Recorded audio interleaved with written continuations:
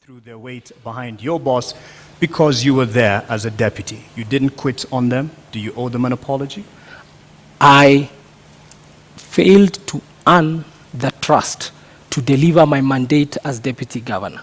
I never blamed anybody. I blamed myself, and I fell on my sword. Today we see a lot of people who, rather than quit their position, continue to sit there and enjoy the trappings of power and enjoy a salary from government. They enjoy public money. I did not quit on you. If I quit on you, I would not have come to represent myself again through my party Jubilee, through Azimio la Umoja, and contest the nominations, and then win, and then be here as a candidate. I respect Kenya. In our national anthem, we always say, Kenya istahili heshima. And that is a prayer, and that's our national anthem. We put our hands on our hearts, and we say, Kenya istahili heshima.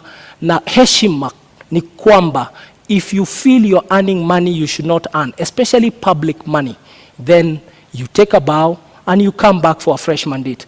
Ladies and gentlemen, I've come for a fresh mandate. No. I seek to be governor of Nairobi. Please try me. Unadhani ulihitaji ujuzi wa kisiasa ili kuweza kustahimili mawimbi ambayo yalikukabili wakati huo? Ungekuwa na ujuzi, labda mambo yangekuwa tofauti. Siasa ni jambo la muhimu sana kuachiwa wanasiasa tu. Sisi ambao tumefanya biashara katika sekta ya kibinafsi tunaelewa, na mimi kama kazi niliyokuwa nikifanya kwa benki, nimeona wafanyabiashara wengi ambao biashara zao wamefunga sababu ya maslahi yao kukataa kuangaliwa na watu ambao hutengeneza sera, hutengeneza sheria katika bunge. Na kwa hivyo nakuja hapa na uzoefu wa private sector, na nasema tuingie sasa. Let us change kidogo, let's change the tune. Tuingie, tupindue, tulete mapinduzi, tulete ari mpya, kasi mpya, mwamko mpya, tuendelee. Tujaribu mtu ambaye ana uzoefu ambao unaweza kusaidia kisiasa. Na siasa ni nini? Siasa ni ile mambo ya kuleta watu pamoja ili mtimize maslahi ya watu na jamii. Mtengeneze uchumi, tutengeneze mazingira, tutengeneze jamii na tuendelee pamoja. Hiyo ndio siasa. Hata katika sekta ya kibinafsi, kazi ndio hiyo ya kufanya kazi na wenzetu. So nimekuja hapa, nimejitolea, nimeamua kwamba Nairobi hatuwezi tena tukaendelea jiji kubwa kama hili kuongozwa na uongozi ambao hauna uzoefu wa kufanya kazi. Mimi na kazi ya kuendesha jiji ni kazi ambayo inahitaji ufanye kazi na wafanyikazi ambao nimechunga. Nimeendesha makampuni ambayo iko na wafanyikazi maelfu, budget za mabilioni, na ndivyo nasema nafikiri nina uzoefu. Hii kazi ya budget bilioni 40, wafanyikazi 15,000, nataka hao wafanyikazi wapate kiongozi bora, kwa sababu wakipata kiongozi bora tutapatia wananchi wa Nairobi huduma na taifa letu litakuwa nzuri, na nitakuwa nimefanya kazi yangu kama mwananchi wa taifa la Kenya. You do have the decorated profile in terms of the boardroom and the qualifications therein. Politics is part of the game, and especially for a county like Nairobi and the position it has nationally. Are you confident about your political ability to make sure that you control and you keep things under control within the capital? Thank you very much for the compliment. I can tell you, even private sector, there's a lot of politics. In business, there are shareholders, there are employees, and there are customers. Shareholders invest in employees. Employees invest in customers. Customers pay the shareholders, and the cycle works like that. In politics, the shareholder is the political party. The political party then nominates candidates who come as politicians and civil servants who come as civil servants. And the work of civil servants is to then serve the public. And the public in turn keeps giving power to the right party. I am very proud to be a member of Azimio la Umoja, led by the most disciplined shareholder in politics, if I can use those words, Raila Amolo Odinga Baba. He has run the most disciplined political party. I'm very proud to be a member of his team. I'm very proud to be a member of the Nairobi team with my colleague Edwin Sifuna, with my colleague Esther Passaris, with all our MPs. I'm very proud. And because I'm joining a disciplined team, we are going to serve the public. What has been the problem of politics is we just like in business, we have employees. In politics, what we see is that you have politicians, political parties and politicians who have come together to steal from the public. It's like a shareholder and an employee and management stealing from the customer. That's not sustainable. What I can say is, in closing, that remark is, when a customer loves you, no one will harm you. When a voter and the public loves you, no one will harm you. We are seeing it in Sri Lanka. We are seeing it in very many countries, that people are eventually, the silent majority, we have in Kenya, we have a very big silent majority. Quiet people, decent people, honest working people who go about their lives. They are really tired of the circus of usual politics, of insults, of drama, of coming late for interviews, of eligibility to a job. It just says this is what the eligibility. People are really tired. And I know that because I live amongst the people and I'm a son of this country. People just want a normal servant service person. They just want a politician or a leader who just gets the job done. And me and my partner, my deputy governor, who's an accomplished scholar, Professor Philip Kaloki, we are just here to get the job done. And we have come with a full blessing of our party, and we have fused a lot of ways: the Wiper way, the ODM way, the Jubilee way, the NAK Kenya way, the KANU way, the UPIA way, the DAP way. We have fused that, and that is the genius of this thing called Azimio la Umoja.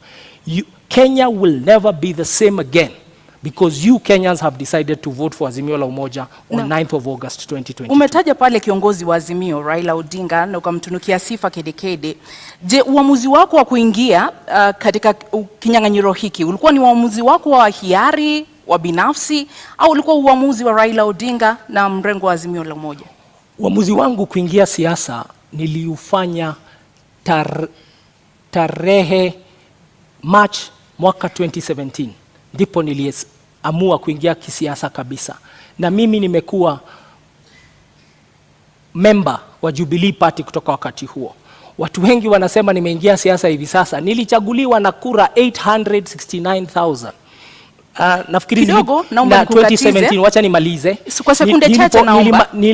Nilichaguliwa na kura 869,000 wakati uliopita. Na sasa nimerudi tena kusimama. Ni uamuzi wangu binafsi wa kuja kwa siasa, na nilipigania kiti, nikang'ang'ania kiti, nikashinda tikiti ya chama tawala Jubilee. So Igathe is his own man. Igathe is his own man, and he won his nomination. He canvassed for his nomination politically within the party. Right. And within the party, we also had two other candidates. The people who were running against me also did not have degrees, and I bet them. All right, on that point, I think you'll be happy with this intervention, because your competitor for the governor's seat has arrived, and would like to now call in Senator Johnson Sakaja. Hey, karibu mdosi. Sasa bro, how are you? Good, how are you doing? Good, karibu sana. Good to see you. Pole. Traffic mbaya tutasort. Thank you very much. Senator Sakaja, why are you late? Well, my opponent is used to head starts, and so I wanted to give him an opportunity, and we're here. Lakini mbona umekuja kuchelewa? Nilikuwa nataka kumpa nafasi, aanze, amezoea kupatiwa nafasi ya kuanza. Na hakuna haja kuzingatia hiyo zaidi.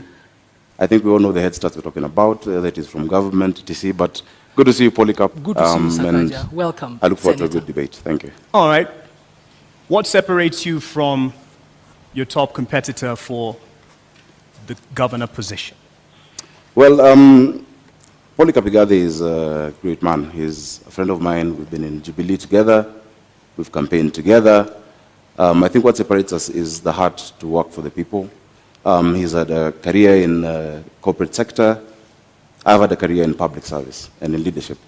The problems this county has, the challenges in our city, the issues we need to deal with, need solid political leadership, and that is what I know. Naam, swala la maadili katika uongozi lina umuhimu gani katika siasa zako, katika kampeni yako, katika mchakato huu mzima wa kuwania kiti cha ugavana katika kaunti ya Nairobi? Swala za maadili ni muhimu sana, kwa sababu kiongozi sio tu yale ambayo unasema ama yale ambayo unazo kama fikra, ni yale ambayo unafanya. Integrity is extremely important, na mimi nazingatia masuala yote ya maadili. I think integrity defines who you are, and it's not about who you are in public but also who you are in private, and that's what defines a leader, because as a leader your work is to set a good example. Your work is to show the community and the society where to go to. And so, of course, integrity is not perfection. Integrity is not pontification. Integrity is not saying that you'll never make any mistake. Integrity is taking responsibility. And integrity is being able to stand up and say, yes, on this I am right, and yes, on this I am wrong. That is integrity. You speak about abiding, and part of the requirement for governor is the competence and the credentials. Yes. Do you believe that it is important for someone running for governor to have a degree? It's not just important, it's a requirement by our constitution. Do you have a degree? That's the reason I'm here. That's the reason I've been gazetted. I do have all the qualifications required to run for governor of Nairobi, and on top of a degree, beyond just the academic qualifications, I have the competence, the character, I have the will and the experience to lead this county of Nairobi. Why is it so contested?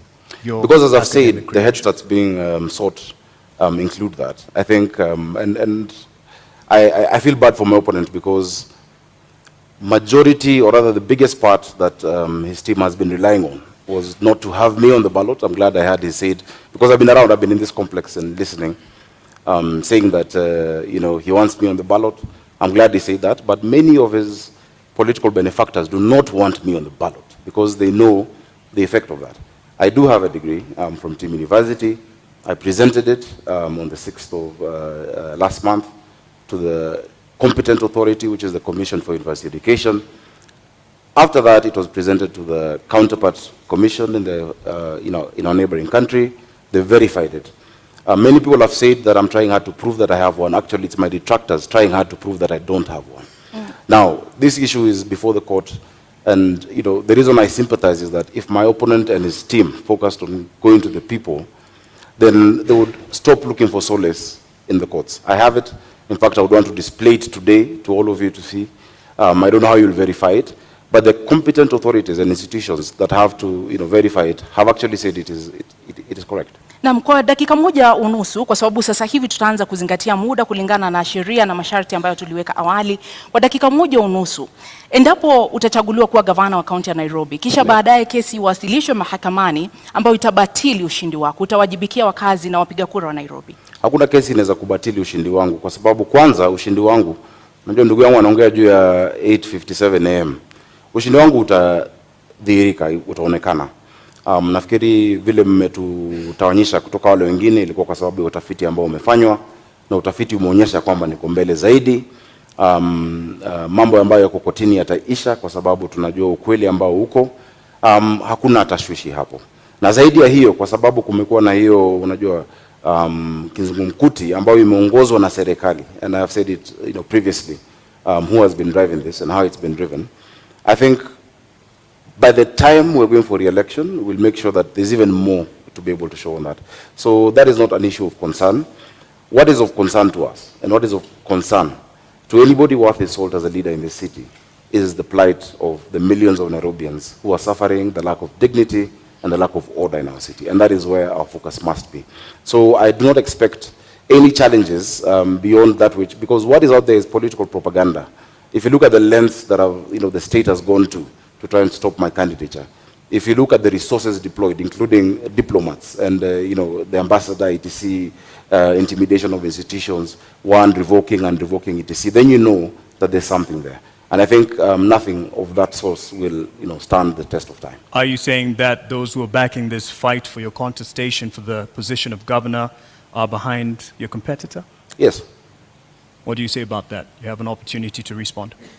Our worthy competitors have pitched themselves as victims, and the entire platform is victimhood. That they are victims of the weather, they are victims of the law, they are victims of what they call the system. But facts are facts, and the truth is the truth. I have said I really would love to meet Senator Sakaja. I think out of abundance I would like to meet Senator Sakaja on the ballot. Because on the ballot, so that we can beat him, and so that the people who are the last line of defense when all other institutions fail prove to him that they know better, that wajinga waliisha Kenya na waliisha Nairobi. If any other institutions fail, the people should never fail on the ballot. Naam, muda umekwisha. Senator Sakaja, je, uamuzi wako kuingia kinyang'anyironi, ama niweke hivi, uamuzi wa kuingia kinyang'anyironi ulikuwa wako binafsi au ulikuwa wa chama na kiongozi wa chama? Nimefurahi kwanza tumemaliza hicho kipindi kwa sababu I'm able to prove and to show that I have the qualifications, and that is going on. I'm looking forward to it. And I know millions of Nairobians everywhere I've gone to tell me every day that they're praying, and because they can see that big hand of the state, and we shall be vindicated in due course. When there's time after this, I'm available to speak to that. Of course, my intention to run for governor of Nairobi has been my intention. I've grown up in this city. I was born in Ngara. I've seen this city when it had some semblance of, a working city. And I've also seen the lack of dignity and order in our people. The lack of dignity when Mama Mwende in Kayole had to watch her daughter die at Mama Lucy because of an ambulance. I've seen that, and I've committed myself to lead the charge of providing order and dignity in this city. So it was my decision, it is my decision, and beyond that, it is a resolve of the millions of Nairobians to rescue this city from state capture. Your decision, you say, but it is on a ticket UDA under Kenya Kwanza. Yes. If you are elected as governor, how much of a burden will the patrons of your particular alliance have or be to your leadership as governor? I think I've distinguished myself over the years as an objective leader, as a leader who stands his ground, as a leader who stands on principle. Many times, even before what my competitors and their colleagues thrive on, they like talking about the handshake, I've demonstrated what we call siasa safi.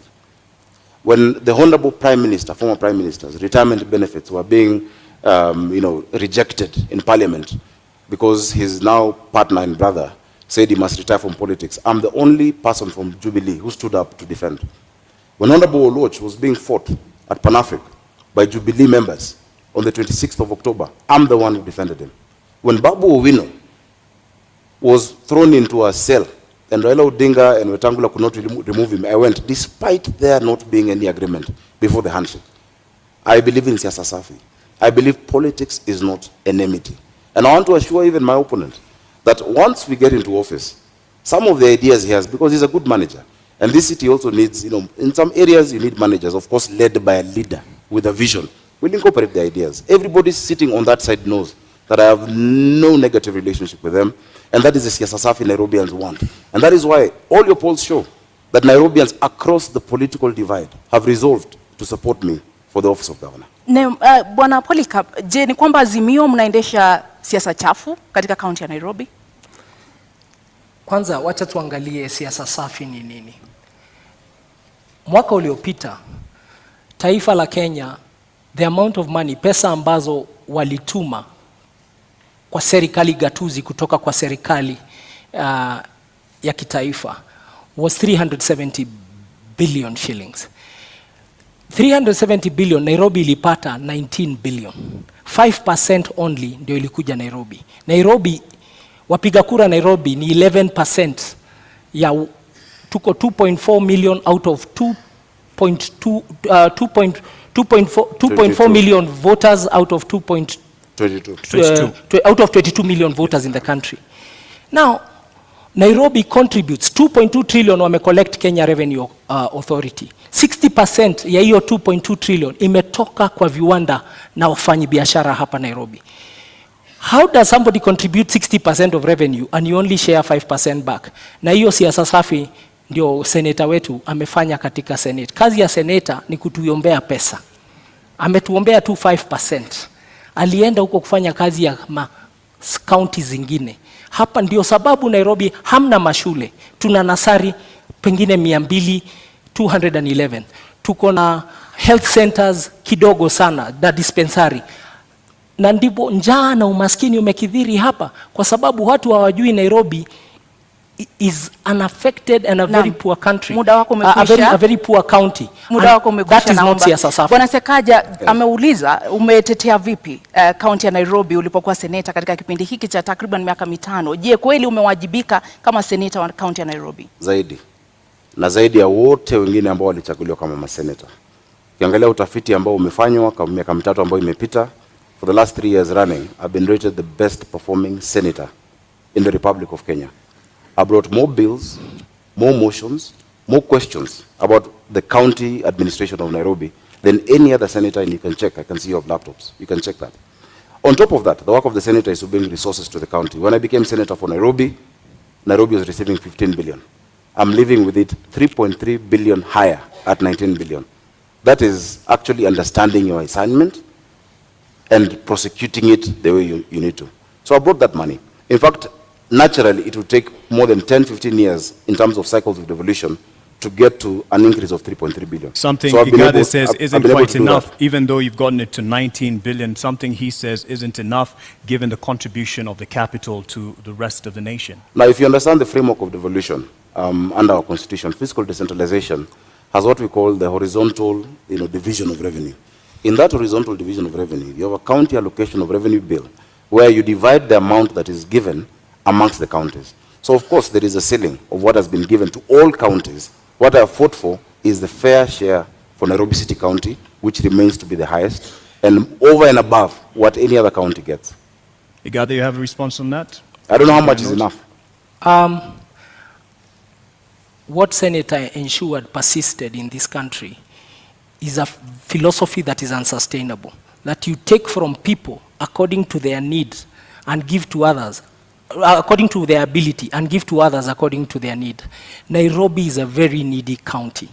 And the criticism I'm profiling here and submitting to him is that as senator, what did you do to help Nairobi overcome the hunger, the deprivation, the desperation in the informal settlements? Did you bring that matter to Senate? Did you make people understand that case? Instead, what we saw, he was a leader of a group called Team Kenya that even removed incentives for county to generate their own revenue. We used to get 1% extra if you generate your own source revenue. Like Nairobi is only generating this is going to do about 9 billion of its own revenue. So the the CRA, Commission for Revenue Allocation, was giving us brownie points as a county if you collect your own revenue and you don't rely on the national government. And these are some of the things he did not protect as our senator.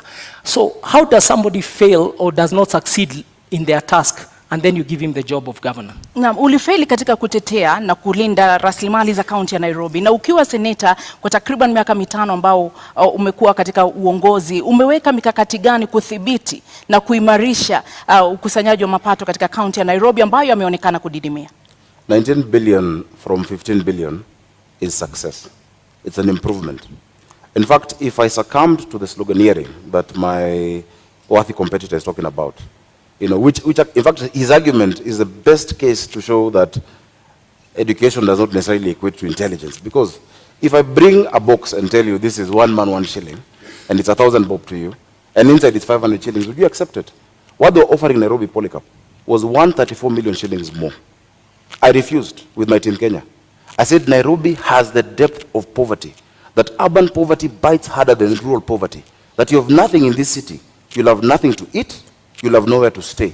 And I refused that 135 million shillings and got 3.35 billion shillings for the people of Nairobi. If I was just to fall for the empty slogan, Nairobi would still be at 15.8 billion shillings today. So I'm very proud, and I'm proud of all my members, because not only did I secure that for Nairobi, I showed this country that there is no Kenya A and Kenya B. There's no second-class county in a first-class country. And I stand my ground that we must be patriotic. Even as we're in Nairobi, we have people from all across the country. On top of that, I can list you the bills. I brought the startup bill. I brought the prompt payment bill. I brought the National Disaster Management Authority bill in the Senate. I have fought for Uber drivers, Taxify and all digital hailing apps. I have spoken about the demolitions and even stopped demolitions that are going further. I have done a lot.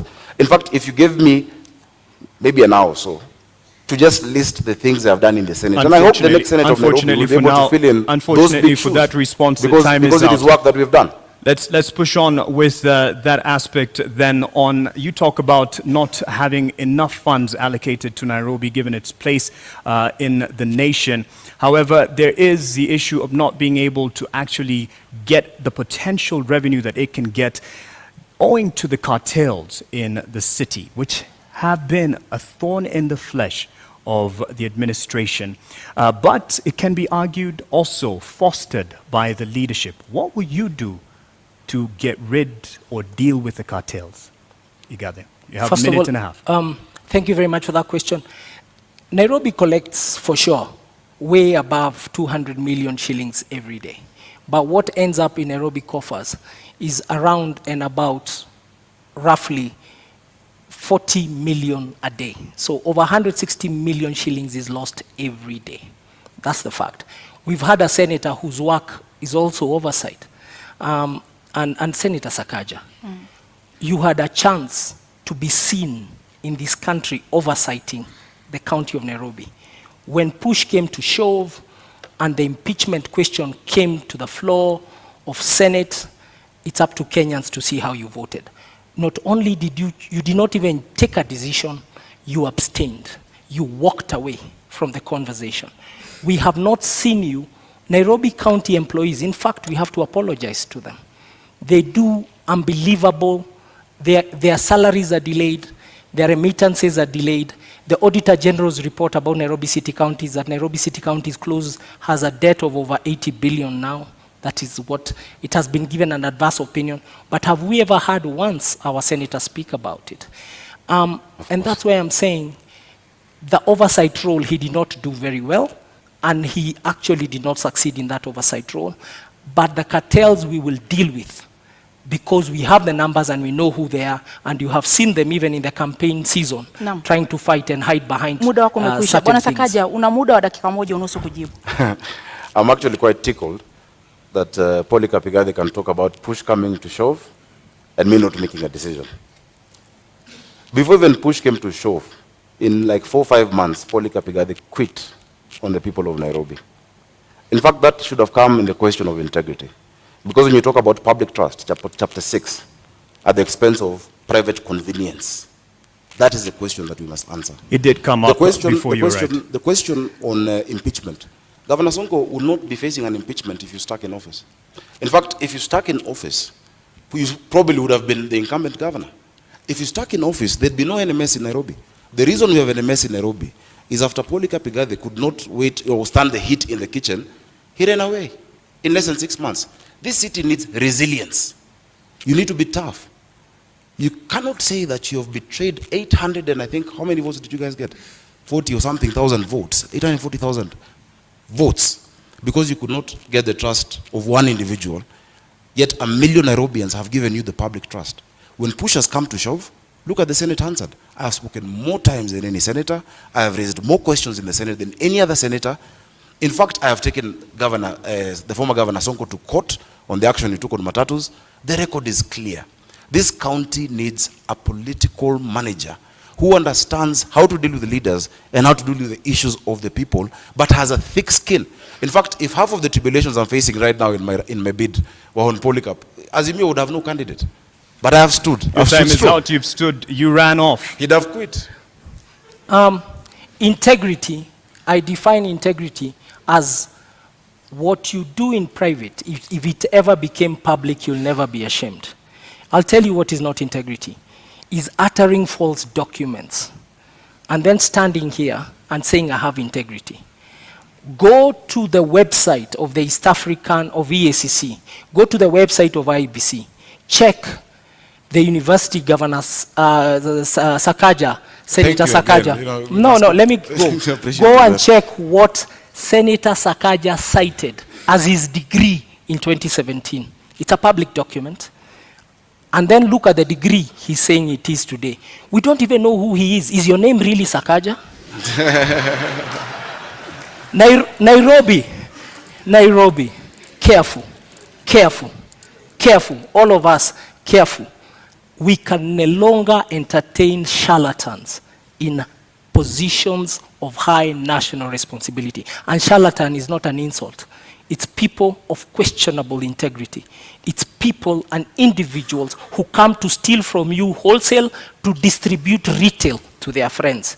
And I submit to you, the man to my left will do exactly that. Careful. Sakaja, I think the man to my right did exactly that by running away from the mandate given to him by Nairobians. Actually, the entire mess we have in this city. Because when he ran away from office, and I think he said somewhere because he got a bigger salary somewhere, I don't know. This city went into a spiral. I assure you, even the drafting of the articles of transfer, I had to be involved because we had to rescue Nairobians.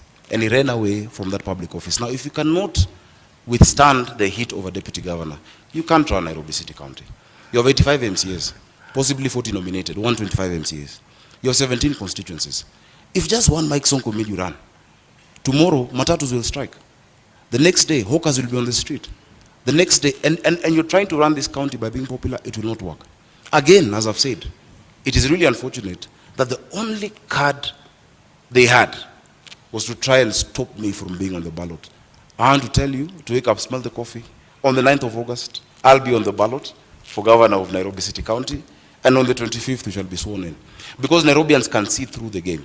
And the documents he's talking about, for instance, in fact, they're part, and I don't want to wade into subject this, but they're forged documents.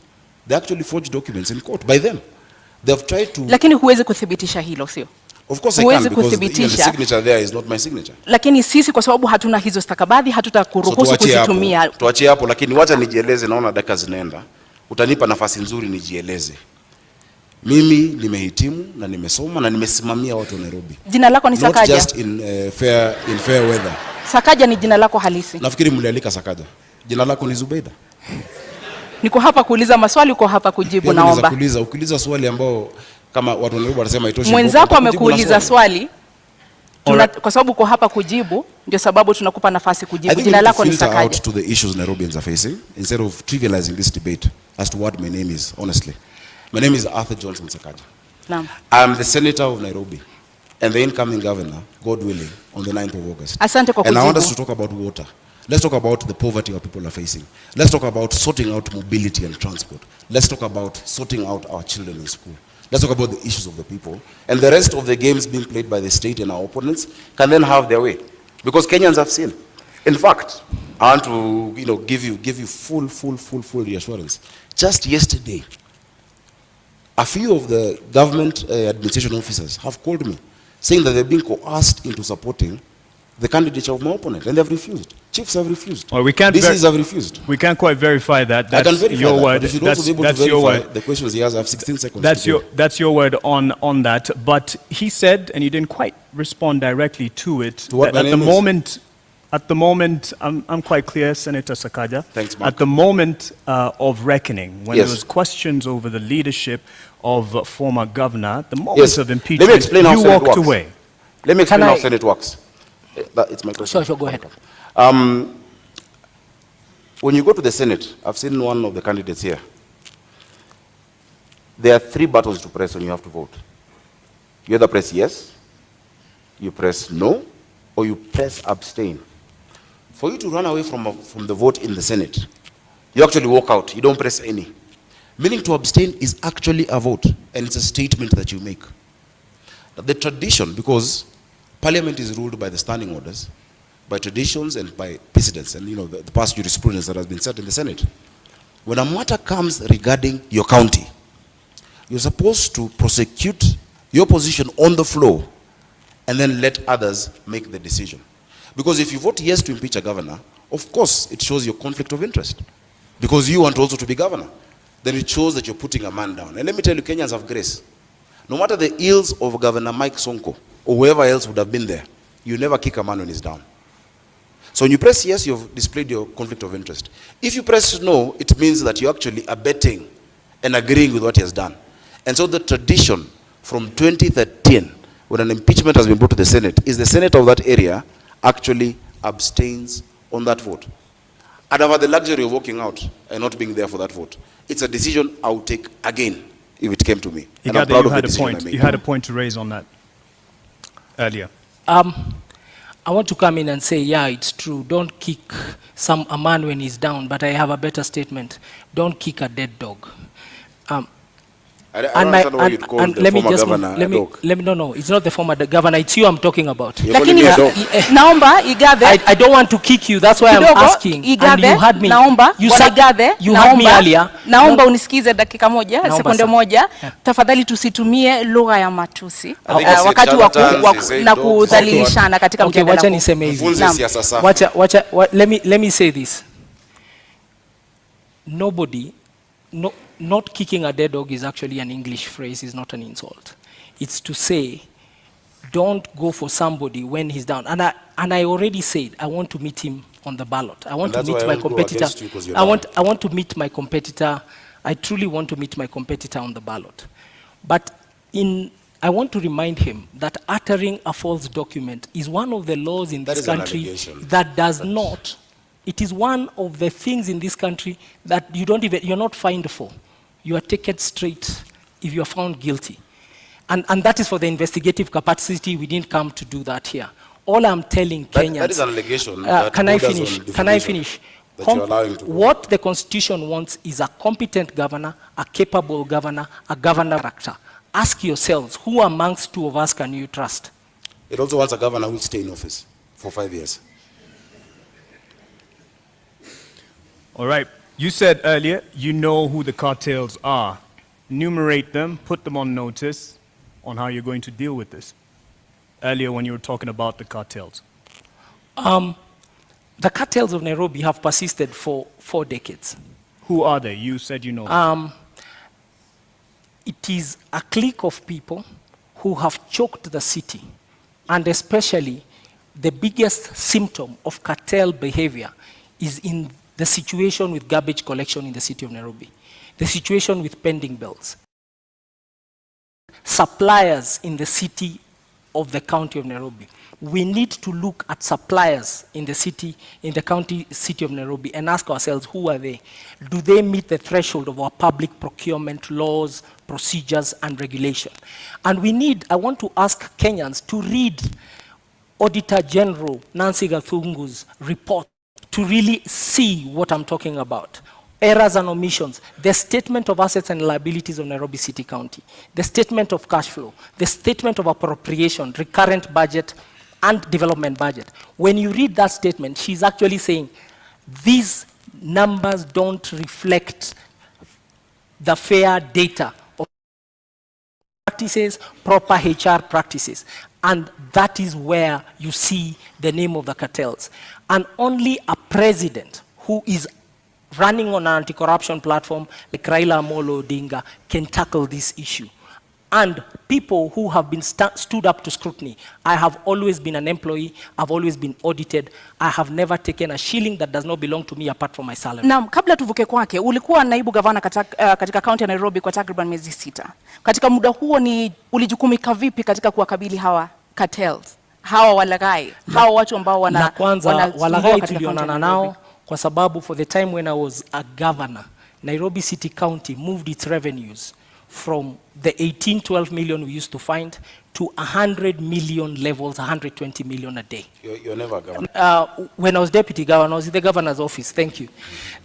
For that period when I was a deputy governor, that is what was going on. And we started to pay salaries on the 25th of every month. There was also remission of all statutory deductions. When I was there, I started the titling program for Nairobi to give title deeds into Nairobi. That process has taken 5 years, is now being completed as we speak. When I was there, I formulated and changed the management of Nairobi City County Water, the Nairobi Water and Sewer System. The new existing chief executive and their team came in. So there are a couple of things that we did within those 6 months. So we had some achievements, and I want to assure you that we'll accelerate them when we come to office, when you vote for us. Kama seneta unakubaliana naye kwamba waliweka mikakati ya kuweza kukabili hawa cartels na kuweza kulinda rasilimali za kaunti ya Nairobi? Kwanza nafikiri vile amesema vile alikuwa alianzisha na ikakamilika bila yeye. Inamaanisha Nairobi haikumhitaji. Kwa sababu it's just demonstrated that even whether he was there or not, it happened. I think if you stayed true and didn't quit and run away when things got hot, maybe things would have been better for the people of Nairobi. We'd never know. And unfortunately, we'll never get to learn. Cartels are a lazy word. It's a word used by lazy leaders who fail to master the courage and the guts and the resilience to deal with corruption. That is what cartels are. Cartels are a weak excuse. Because all of these are human beings. If you say you know them, and even here, just at this debate, you're afraid to name them, yet you said you knew them, you will not deal with them. If you know them, name them. Kwa hivyo huamini kama seneta kwamba kuna cartels katika county ya Nairobi? Sio cartels. Ni wanabiashara ambao, the first way not to be, to have cartels in Nairobi is to refuse to be part of that system. Lakini kama unaogopa hata wezi wasema, kesho wakikutisha utajiuzulu tena. We cannot have that in Nairobi. We just need to set systems that actually remove the place they are playing. Don't be afraid of cartels, Polycarp. Whatever name you choose. I will invite you on 10th of August when we are naming them. The opposition is not allowed to name cartels. You can also name them today, but whatever name you use to allude to them, how are you going to deal with those? Listen, the first thing you must do in the city, as I've said, is to refuse to be part of them before you even get into office. I have run my campaign by myself. I have struggled. I have funded myself.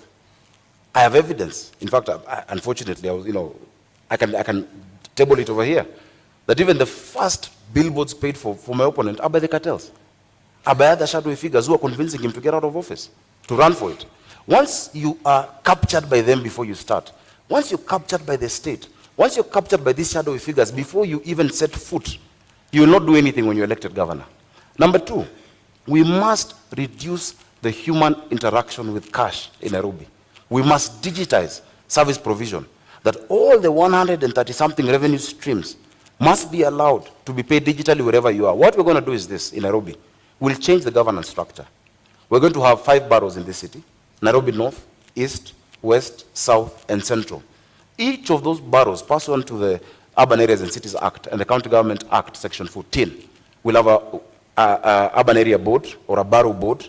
And that borough, there will be an assistant city manager who will report to my deputy governor, Mushiri Njoroge, who we have agreed is not going to quit. They will report to Mushiri Njoroge, and Njoroge Mushiri is going to be the chief city manager. Now, once you localize them to an area, that these few sub-counties, these are who will deal with garbage, these are who will deal with water, these are who will deal with education and all those issues, then you reduce the capacity of that corruption. Na Bwana Igathe, unakubali muda wako umekwisha, samahani seneta. Bwana Igathe, unakubali kwamba mapendekezo anayotoa ndio yataweza kukabili wale ambao wanaona kama cartels katika county ya Nairobi? Samahani, muda wako umekwisha seneta. Naomba muda wako umekwisha, tumpe nafasi aweze. Mambo ya Nairobi ni mazito. Tafadhali baada ya zungumze utuongezee dakika. Shida za Nairobi huwezi taja na dakika moja. Kama mnataka watu wa Nairobi wasikie vizuri, kwa heshima kubwa zaidi, kisha utapewa muda zaidi. Utapewa muda. Wao wanataka majibu. Senator Sakaja, with all due respect, you did come late. And in keeping time, there are rules that we announced at the beginning of this debate.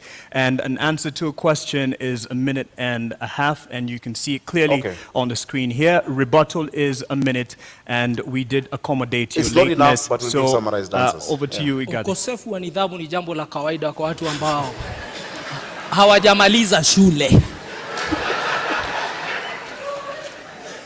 Let me move to, this is what we want to do. This is what we want to do. We want to improve the society in Nairobi by ensuring we tackle the issue of hunger and depravity in the city, by tackling the issue of poor access to education in the city and poor quality access to healthcare. We want to fix the economy in Nairobi by ensuring decent jobs, proper mobility and transport. We are going to form what I'm calling the Nairobi Go portal. It's really e-government, making sure we have time and attendance for every employee. We make a fit-for-purpose government to serve. And lastly, to really fix the environment. Kuimarisha mazingira yetu, maji na mambo hayo. Your time is up on that, but there was something he brought up, and he said even he claims to be funding his own campaigns, and says you're under state capture and you have a right to respond to this. 1 minute for that in terms of those who are funding your campaign. My campaign is funded by myself and my friends. And I would like him, because he has said so, to provide that evidence before the morning. That is a liar. Those are lies Gladly. told by a lying liar. I'll be glad to do that. Please, you say you have some evidence to this effect. Of course, we have receipts. We have receipts of billboards and of, different meetings of chiefs, meetings of DCCs, them being cajoled. You cannot force individuals, DCCs, assistant chiefs, and many of them, they're represented here, know the meetings at St. George's Primary School, where they're being asked to support those candidates. We know all of that. It is obvious. But if you'd like me to table that, I'll be glad to table it before the country. I will, they can I see. will But in I equal don't measure, think even I will in equal measure table all the false documents Senator Sakaja has cited to the Republic of Kenya and to constitutional institutions tomorrow morning on my Twitter. All right, tomorrow morning there's a lot of news to look forward to, and do you agree? And then you will know what we are facing. Because Okay. the contest on 9th of August is a simple contest. It's a contest in this country. It's a census, actually. It's not an election. How many Kenyans believe in competence, character, capability, honesty, unity, moving forward? And how many believe in lies and all the other bad things we don't want and don't value as a society? That's the contest. we've moved into the governorship domain of this conversation, and we'd just like to cover more issues here. And there was a mention of Nairobi Metropolitan Services, NMS. First of all, do you agree with it having been brought in as an intervention? And in your view, was it because of a failed leadership?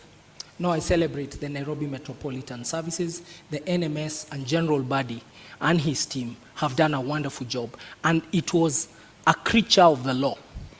We saw how it was formed, and because it's a creature of the law, it extinguishes naturally by law in November of this year. Look at what they have done. They have sunk 193 boreholes in the metropolitan area. 144 of those boreholes has been in our informal settlement. That has truly helped us fight COVID-19. The Metropolitan Authority has further worked on pedestrianizing the central business district, which is something we must do in this city.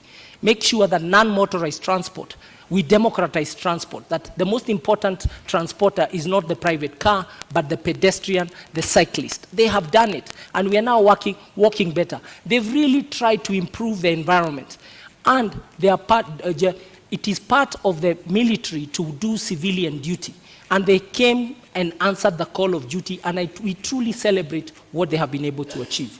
And we are reverting back to a civil authority. As we speak, I believe General Badi is in transition, waiting for the election and then for the next people to take over office. He should not be vilified. And he really worked, and he's been able to deliver. It's been a band-aid to the city of Nairobi. Labda kwa sekunde 30, iwapo utapewa nafasi ama ungepewa nafasi, ungetaka NMS iendelee kuhudumu katika kaunti ya Nairobi? NMS siwezi pata hiyo nafasi kwa sababu sheria inasema NMS muda wao utakuisha November mwaka huu. But it was extended, and there's an opportunity to extend it. I will give better service as governor of Nairobi than NMS. Bwana Sakaja, on the issue of governorship and how Nairobi Metropolitan Services, beg your pardon, came in to rescue the day, do you agree with this? And under governorship of Sakaja, would this continue? It is very interesting to hear a man praising his ex-wife's husband. The reason NMS came about is because Igathe quit. It's as simple as that. If the deputy governor of Nairobi, Polycarp Igathe, did not quit, there'd be no need to have NMS. Those boreholes you're naming, you should have done them. Those interventions you're talking about, you had a chance to do them.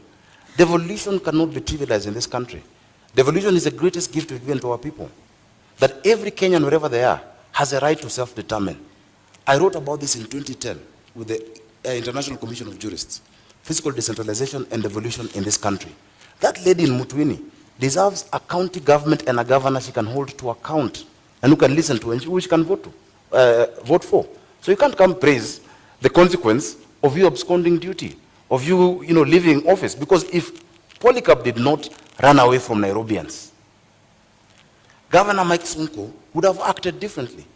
Governor Mike Sonko acted as he did because he knew no one would impeach him, because no one wanted a by-election in Nairobi. Yet having no deputy, and that's why he'd bring Miguna's name, whoever's name, he knew he was untouchable. So it is a consequence of him. And then again, understand the law. There's no way NMS will operate after August. Well, I don't know what you're talking about November. The county government that is being elected on the 9th, that will be led, hopefully, God willing, by myself, will take full control of Nairobi. So yes, NMS has had a cocktail of hits and misses, but you don't know Nairobi. Those women who cried when their children were being smashed in Kariobangi and in Mukuru, do not agree with you about NMS. Just a few people who've seen pavements and Kabro who like it and who cheer, and we know whose interests you're protecting here. Naam, Polycarp, una muda ukumjibu. I think we should not dwell. The history is the history. No. But we should learn from history. What the citizens of Nairobi want is, what are we going to do for them? And I'm being really clear that we are going to fix the financing model of the city. We're going to have a city that is well funded. And with those funds, with my deputy, Professor Kaloki, a distinguished public servant and politician, we want in Kiswahili kusema tutastawisha jamii, tutaboresha uchumi, na tutaimarisha mazingira hapa Nairobi. Mambo matatu makubwa ambayo tutayatenda. Na tunataka kuwaeleza watu wote Nairobi kwamba manifesto yetu iko kwa magazeti yote siku ya Wednesday, kesho, day after.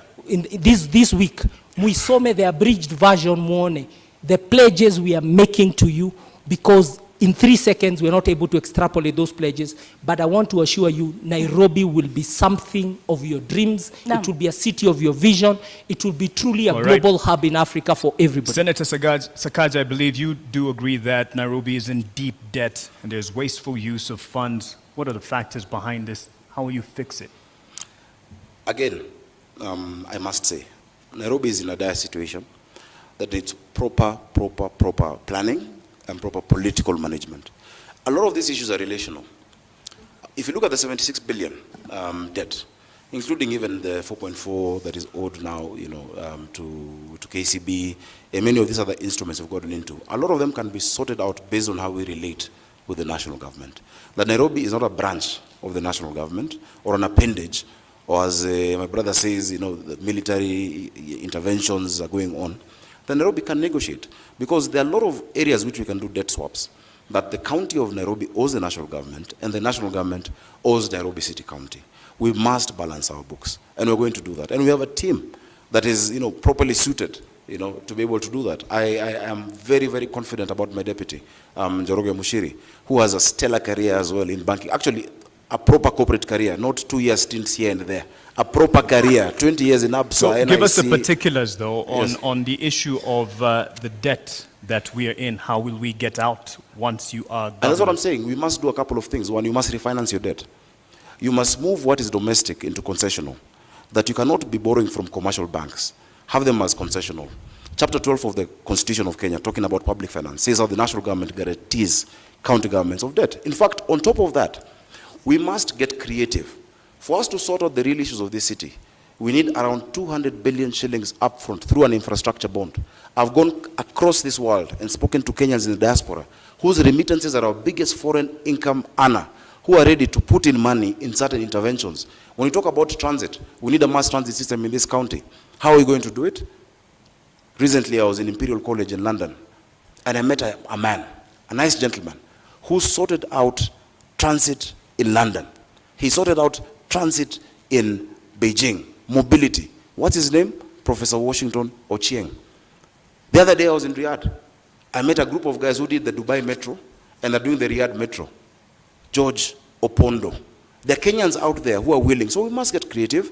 There's a PPP department that has been set up in the National Treasury. There's external borrowing. But we must refinance this city. Look at Joburg. Joburg is almost, it's more or less a listed city where people can actually invest in it. If you do not do that, you become a cashier. That you're receiving money, you only pay salaries, you will not develop Nairobi unless you get creative in how we actually, structure our financing model for the city. So we're going to restructure the debt, move to concessional loans, re-amortize some of those payments to longer term, and have an infrastructure bond for Nairobi City, many Kenyans out there are going to put in money on our transit, on our water, and our basic infrastructure. Bwana Polycarp, utakabili vipi matumizi ya mabaya ya rasilimali katika kaunti ya Nairobi, ufujaji wa fedha na madeni ambayo sasa hivi yanaangamiza kaunti ya Nairobi? Jambo la kwanza, Nairobi City County gets its highest revenue from land rates, parking bays, land rates, parking fees, outdoor advertising, building permits. Those would be some of the within the top 5 revenue things. And what we are going to do is to make sure that we digitalize the collection of all that revenue so that the leakage, we seal the leakage. Technology is one of the best things to overcome loss of revenue. And we are going to use technology in the public revenue management system. Then secondly, we will deploy that money. Our own source revenue, I can promise, we and Professor Kaloki have done a study, and we've even checked the reports of the Commission for Revenue Allocation. With 6 revenue lines, we can generate 80 billion own source revenue in Nairobi. And with that money, we will build 1,000. We will join the government in building more schools, in making sure there's medicine in our dispensaries, in making sure that there's incinerators to burn garbage, that we start a leasing program for vehicles and equipment for the staff, and also to make sure we pay our staff the right salaries so that they're really motivated. We are very concerned about the welfare of Nairobi City County workers and all the workers of all affiliate bodies of Nairobi City County. Only motivated workers can deliver essential services, and that's what Nairobians want. And that brings me to the next issue, and that is the competence of the Nairobi City County staff, and you will both have an opportunity to respond to this. How will you address the competence or lack thereof, overemployment, cases of ghost workers, and the issue of productivity to make those staff workers, the workers of Nairobi City County, that they will deliver the services for the Nairobians? I'll start with you. Every employee of Nairobi City County, from the 10th of August, we shall have a performance agreement with them. We will bring back to life performance contracting. And that performance agreement means, what do they do every day? The few things they do every day to deliver the output Nairobians expect. And that output will be captured in a scorecard. So each one of us will have a scorecard and a performance agreement. The performance agreement is the input, the scorecard is the measure. And who will measure is the neighborhood associations. We're going to run Nairobi with the neighborhood associations as per the Neighborhoods Act. There is an act that demands the city is run in a see-through way, let me not call it transparent, that, and I want to use the analogy of an egg. The executive of Nairobi City County will be the yolk. Surrounding it will be the county assembly as the egg white. The egg shell will be the residents of Nairobi.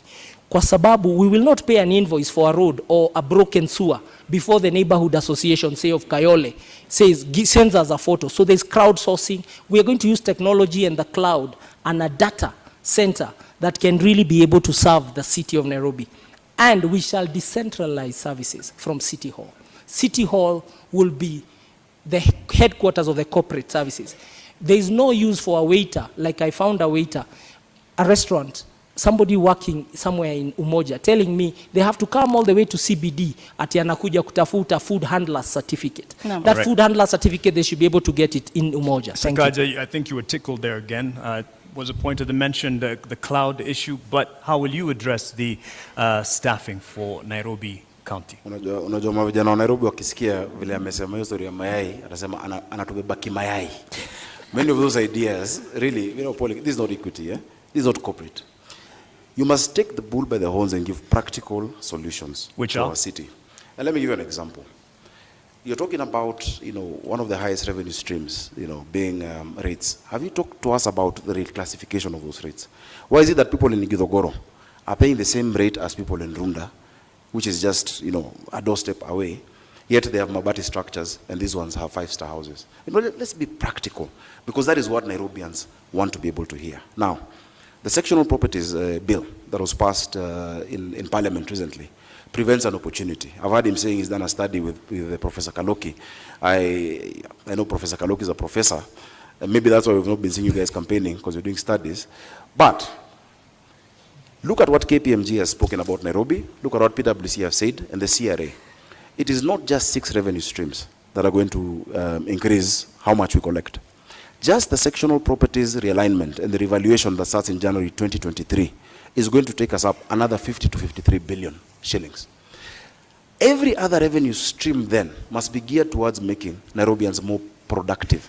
The NMS that you praise has been going around this city with GSU, harassing our traders and our hawkers, throwing them into, you know, those pickups, tetanus field pickups and roadworthy. By the way, on the 9th, if you're listening and you're a scrap metal dealer, come to City Hall. Revenue has gone down to 7 billion. Why is that? Because you're not explaining to the people of Nairobi the services you're offering with the money you collect from them. We will have a people-centered leadership.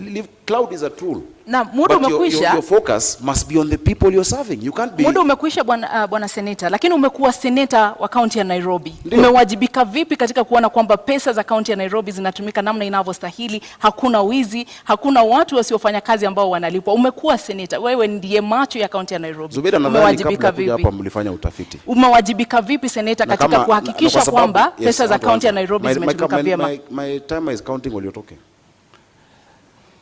Kama mlifanya utafiti, ungeona zile report ambazo nimewasilisha, zile miswada na hoja ambazo nimezileta kwa bunge.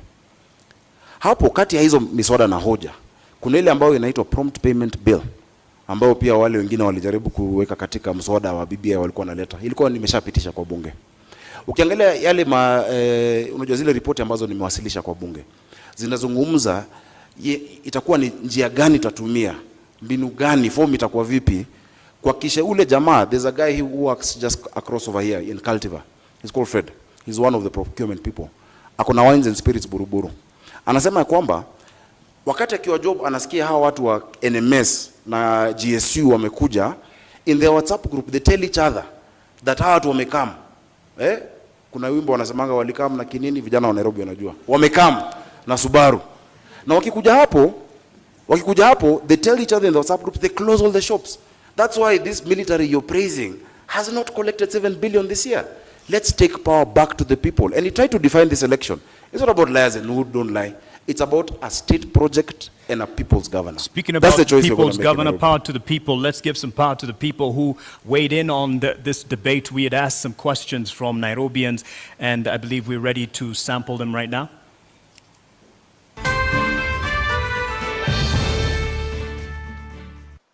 My name is Mercy Masila Achola, an executive program leader with the Maxwell Leadership Team and also serving in the Kenya Daima Steering Committee. My question to the Nairobi gubernatorial candidates is, if elected to office, could you share with the residents of Nairobi what can we expect from you in your first 100 days in office?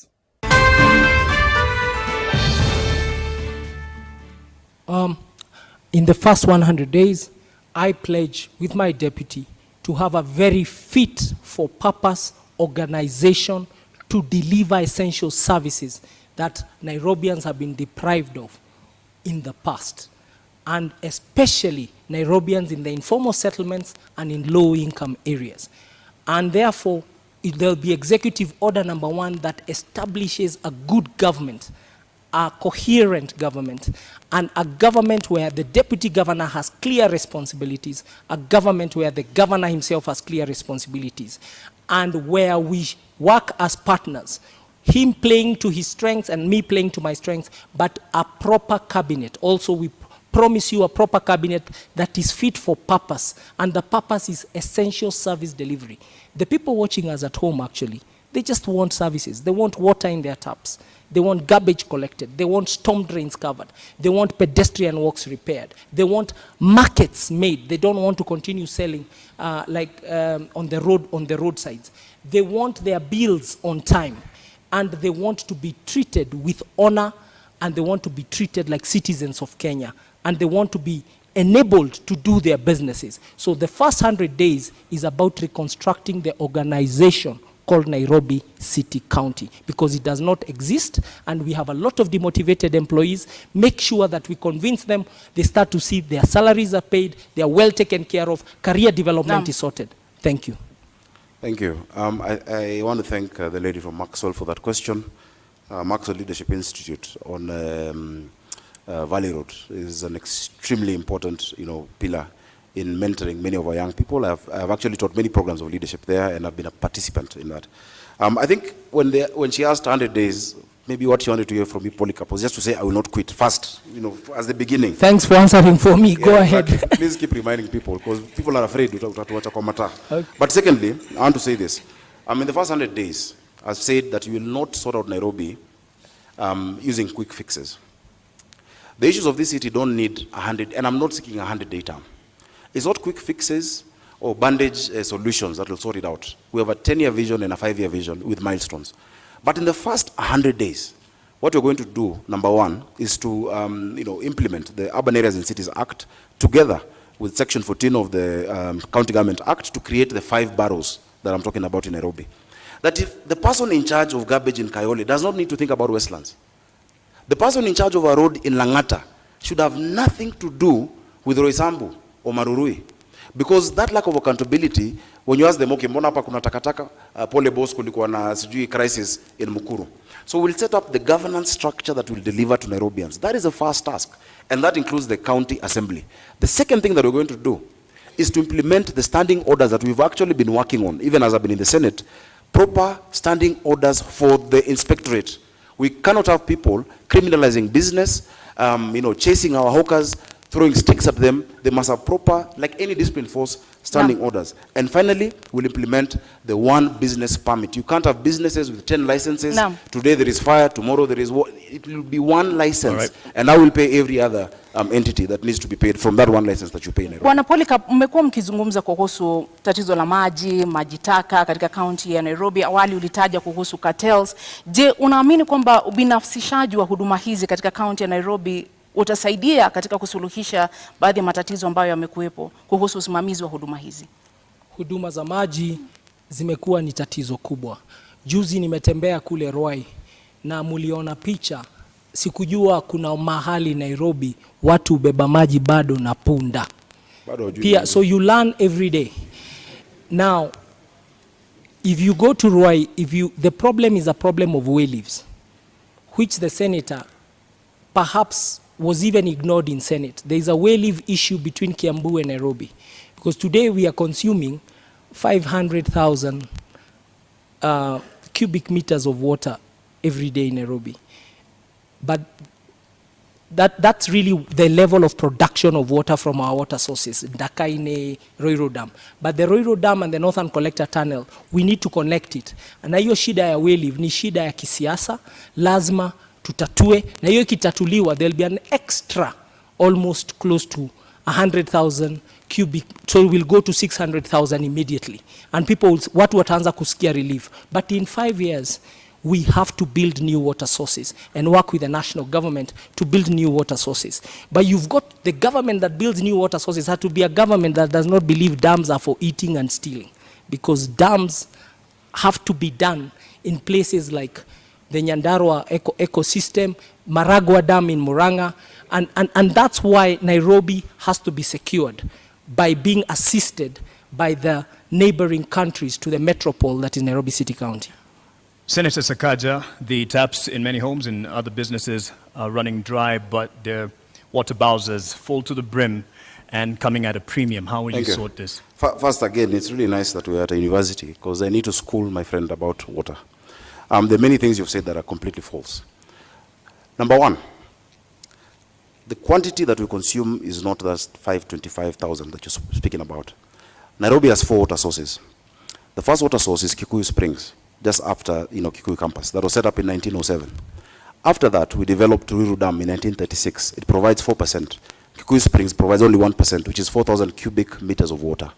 The third one is Sasumwa in Njambini. Sasumwa produces 11% of our water requirement in Nairobi, comes through Kabete treatment plant, then comes down this way. And the fourth one, the biggest of course, is Ndakaine, which gives us 84% of our water. Now Ndakaine was last developed in 1997. There were 3 phases. After 1997, there's been no additional source. So every single day, the people of Nairobi require 850 million liters of water, but get 525.6 million liters per day. You need to bridge that gap. In fact, you'll be shocked, Polycarp. 70% of the people you're talking about, the ones you didn't know carry water in Mutungi, 70% of them, of Nairobians, have never had a shower from the top. They bathe bottom up, you know, like with the bucket. Bottom up is how many of us shower in this city. We want to give our people dignity. There is no dignity when women are scrambling outside these, boreholes that have been created and the water sources every day for water. This issue of distribution then is the next thing that must be. I asked about this time thing. Because I've just spoken about the quantity. So when we finish Northern Collector, December 2023, under our administration, I don't like saying our administration, we'll move into Northern Collector 2. One will sort out 85% of the water need, and then, 65%, and then Northern Collector 2 will give us 85%. Now the second most important issue, if you allow me on your quickly, time, let's give him an opportunity. Let's give him an opportunity, just keep time. The challenge of water, the debate in Nairobi is not about what needs to be done and how. There is consensus that we are short of sources of water. It is who will do it, because you need to be trustworthy and you need to be capable to get it done. That issue of who is the most important issue in this election. And on the issue of water, for sure, the supply and demand, there's too little supply for very high demand. And the numbers are what it is. The metropolitan area, because Nairobi even supplies Machakos, the EPZ area, with water, the biggest challenge is new sources of water for the city-county of Nairobi. And that is a task between ourselves and the national government. And thank God we have Martha Karua, the original champion of water, as Minister of Water during Kibaki's time. And she understands the task, and we are ready to work with her in Nairobi. For Nairobi, it will be a responsibility. On to housing, a majority of Nairobians live in informal settlement. I just want to cover as much as we can. And a majority of the populace here live in informal settlements. And how are we going to change this housing demand and give quality housing and other services for Nairobians? I'll start with you. Thank you. I'll just take the same time to finish on water. I've heard them mentioning Martha, earlier I mentioned Raila. These are people we all, we know and we've worked with many years. Don't run away and hide behind them when you don't have the point. Just say the point as it is. Because Nairobians are electing you to be governor of Nairobi, not Martha Karua, not Raila Odinga. They're electing you. If they elect you, if they make that decision, which I know they will not make. You must sort out the distribution issue of water, because water goes hand in hand with housing. So I've spoken about the quantity. And it's not about waiting for an angel from national government to do it. Already we're at 90% with the Northern Collector 1. The piping has been, or rather the tunneling has been done. The piping is at 34%. This side from Apro Isambu, coming from Kiambu Institute of Technology to USIU, moving down, is already going on. We have so many areas that do not have piping. I've never had piping in Nairobi. There are people who actually build houses across what were the physical levers. They shut it down, they collect water, and then you see these bowsers moving around the city, labeled clean water or NMS. That will come to an end using SCADA technology, where as governor, I'll be able to see on my phone, Mali wamekata maji. Now, urban housing is a huge challenge in this city, and it's also something that the built environment has made people lack dignity in this city. The county government is not in the business of building houses. We shall facilitate the private sector through proper land tenure and giving them proper land of government to actually partner with them to build these houses. We can actually do it through the silo model, where you build and people move and come in there. Urban renewal is being resisted in Eastlands because of lack of trust of that institution or body that is praising here today. Okay. I wish you go there tomorrow and tell them what you said about NMS. Bwana Polycarp, maji ni mojawapo ya shida ambazo zinakumba wale ambao wanaishi katika mitaa ya mabanda katika kaunti ya Nairobi. Haswa ni mpango upi ambao uko nao wa kuinua na kuimarisha hadhi ya watu ambao wanaishi katika mitaa ya mabanda katika kaunti ya Nairobi na changamoto ambazo wanakumbana nazo? So first of all, the county of Nairobi in its own books owns close to 532 hectares of land. On it sits 12,000 single dwelling units. Nairobi has to strategically densify, but that process requires proper public participation. You can already hear my competitor is whetting his appetite to steal your homes You people in Makdara and Jericho, umesikia, he has pronounced himself that this will be private sector led. I have told you, this thing called urban renewal, which is what they want Nairobi to take, we have to be very careful. It needs proper conversations around it, and we must build housing that is truly affordable housing, decent housing, and before we build, we must ask the people who sit in those estates, mnataka nini? How will this work? And how will you be compensated? Before that is done, we are rushing. And you've seen a big rush towards that work, and we are saying, put it on hold. The Constitution demands proper public participation, proper understanding, and I want to believe that conversation has already not been held. So the housing question in the informal settlements is to continue the work that has started. Roads, water, sewer, boreholes. These informal settlements require a lot of investment, and that investment requires allocation of improving our revenue, and also making sure Senate allocates us the money we require to attend to high density areas. Okay. A rebuttal in terms of what he said on your housing urban development plan there, an opportunity. There are people waiting in the wings to 1 come minute. and steal your houses, and you've heard the private He has the sector, they've opportunity. lined You're in up. his time. You Okay, have an sure, go opportunity. I don't know who represents the private sector here on this stage, if you look clearly. But what I'll say is this. While you are away, when you ran away from Nairobians, Polycarp, I represented the people of Majengo in Kamkunji in court to fight what you're talking about. You were somewhere in your Bentley, living the life, never spoken about an issue of Nairobians. But now you're saying you want to steal. That they were moved from slums in Majengo, the slums were put down and put in 11,000 bob houses while they're paying 5,000 shillings, 4,000 shillings. Today, the amount of money owed that they need to pay is 60 million shillings. That's what someone wants to steal the houses. When I talk about urban renewal, the entity you're praising is rushing. Just this week, there have been more than 3-4 advertisements on the newspaper for them to engage contractors on urban renewal, and they have 28 days to go. They must stop that, and I'm putting them on notice. In fact, it's against the law. An entity whose time has ended cannot engage in 10, 15-year contracts today. He doesn't have the guts to talk against NMS, and he will not. But they must not do that, because the people that you're talking about, I have represented for 5 years. NMS is not an enemy of I have Nairobi. not ran away from them, and they are saying they believe urban renewal must be done. They don't trust those people who are doing it. And you say it's an issue of trust? It's not about who's going to do it. The first thing, basic thing that they want is to know that that person will be there to do it for 5 years and will not run away. First deliver on that. Unfortunately, it's time out for us in terms of this debate. There's a lot to cover. I believe both of you gentlemen have spoken and have alluded to the fact that you have the manifestos will be open to the public, Nairobians to be specific, to peruse and digest. And that is where we will end it at this opportunity. I believe even the time for closing remarks are not there. If we probably managed the time a bit better in the beginning, it would have ended up even better in terms of coverage of the discussion. Asanteni sana kwa kuja. Thank you very much. Thank you very much for having us. Naam, wasemapo wahenga kilicho na mwanzo lazima kiwe na mwisho. Hii sasa ndio tamati ya mjadala baina ya wanaomezea mate kiti cha ugavana katika kaunti ya Nairobi. Indeed, our appreciation to the candidates, Polycarp Igathe and Johnson Sakaja, and to you, the audience that turned up here and out there watching on television and from around the world, of course, online. Thank you all. My name is Mark Masai from NTV. Nami naitwa Zubeida Kome na kutakia usiku mwema. Zubeida Kome kutoka KTN News.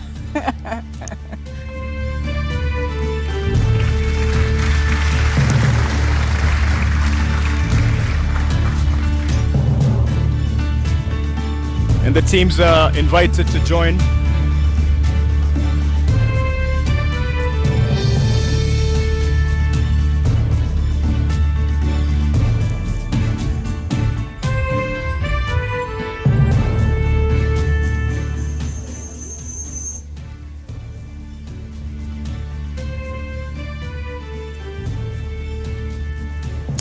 Well, there you have it, the first ever Nairobi Gubernatorial debate hosted by the Presidential Debate Secretariat has, according to many of my analysts here, lived up to its billing and set the stage for the other two debates. One that will happen next week, Tuesday, and the other the week after for the Deputy President's race and the President's race as well. I dare say if it's a debate you tuned in for this evening, I'm pretty sure it's one you got. The question is, however, a debate on what? Was it a debate on the issues that...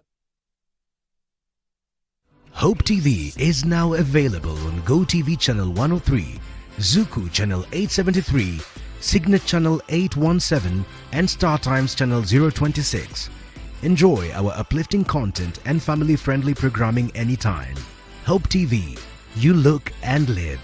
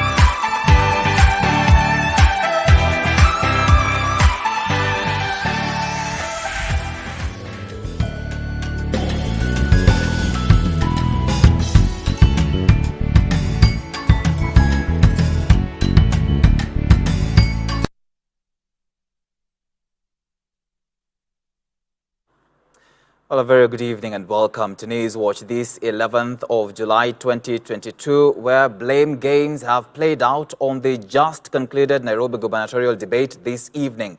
The main contenders, Polycarp, Igathe of Azimio and Johnson Sakaja of UDA, exposed each other's dirty linen on the hottest gubernatorial debate. We have been bringing you live pictures from the Catholic University of East Africa. The debate seems to have lived up to the expectation of Nairobians as the two main contenders highlighted their plans for the county. Igathe has, of course, been blamed for allegedly running away from Nairobians at the hour of need, while Sakaja, who seemed unfazed, has been accused of forgery of documents and lack of requisite education. The leaders have also rather highlighted their manifestos for the county as they also spoke on what they are going to do in the first 100 days in office. Of course, we will be bringing you updates on the latest developments, of course, across the county of Nairobi. We also have the upcoming presidential debate that will be on 26th of this month. And we will also be bringing you live pictures from the Catholic University of East Africa. My name is Tony Omondi. Our sign language interpreter is Boniface Muridi. Let's now get into our broadcast for tonight. And with just 28 days to the August 9th general election, a new study by Trends and Insights for Africa, TIFA, has reported a 3-point gap in popularity between Azimio and UDA presidential candidates, with Raila Odinga leading at 42%, with William Ruto following at 39%. According to the survey, which was conducted between the 25th and 30th of June, the United Democratic Alliance UDA party is the most popular party in Kenya at 33%, while Raila Odinga-led Orange Democratic Movement, ODM party, is at 26% popularity. As Kennedy Kimani now reports, Deputy President William Ruto has dismissed the survey, terming it fake. According to the latest TIFA poll released on Monday, Azimio presidential flag bearer Raila Odinga is the most preferred presidential candidate with 42%, with his closest competitor William Ruto of UDA coming in second with 39%. The survey, which was conducted between the 25th and 30th of June this year, has however been dismissed by DP Ruto, terming it as fake, at the same time claiming that the poll has been sponsored by his opponents. Wamebaki na fake opinion poll. Kazi yao ni kwenda kuchora opinion poll. Wao sijui nani yako mbele, sijui nani yako mbele. Waacha kutusumbua na opinion poll. Wananchi wa Kenya wako tayari kuamua tarehe 9 mwezi wa 8. Ama ni aje? Si nyinyi ndio mtaamua? Kwani wale wanafanya opinion poll kwa boardroom ndio wataamua? If the poll result is anything to go by, this technically means that the country will have to go for a runoff, as none of the top 2 candidates will have managed to garner 50% plus 1 of the total votes. Ndio sababu tunaomba kura zenu. Mimi nimekuja manake mimi ni moja yenu. Mmesimama na mimi nyinyi mmekamilisha yote. Wakati walikuwa nataka kuvamia Mau mimi nilikataa. Silikataa. However, 10% of those polled are still undecided 28 days to the elections. Kazi ni kazi.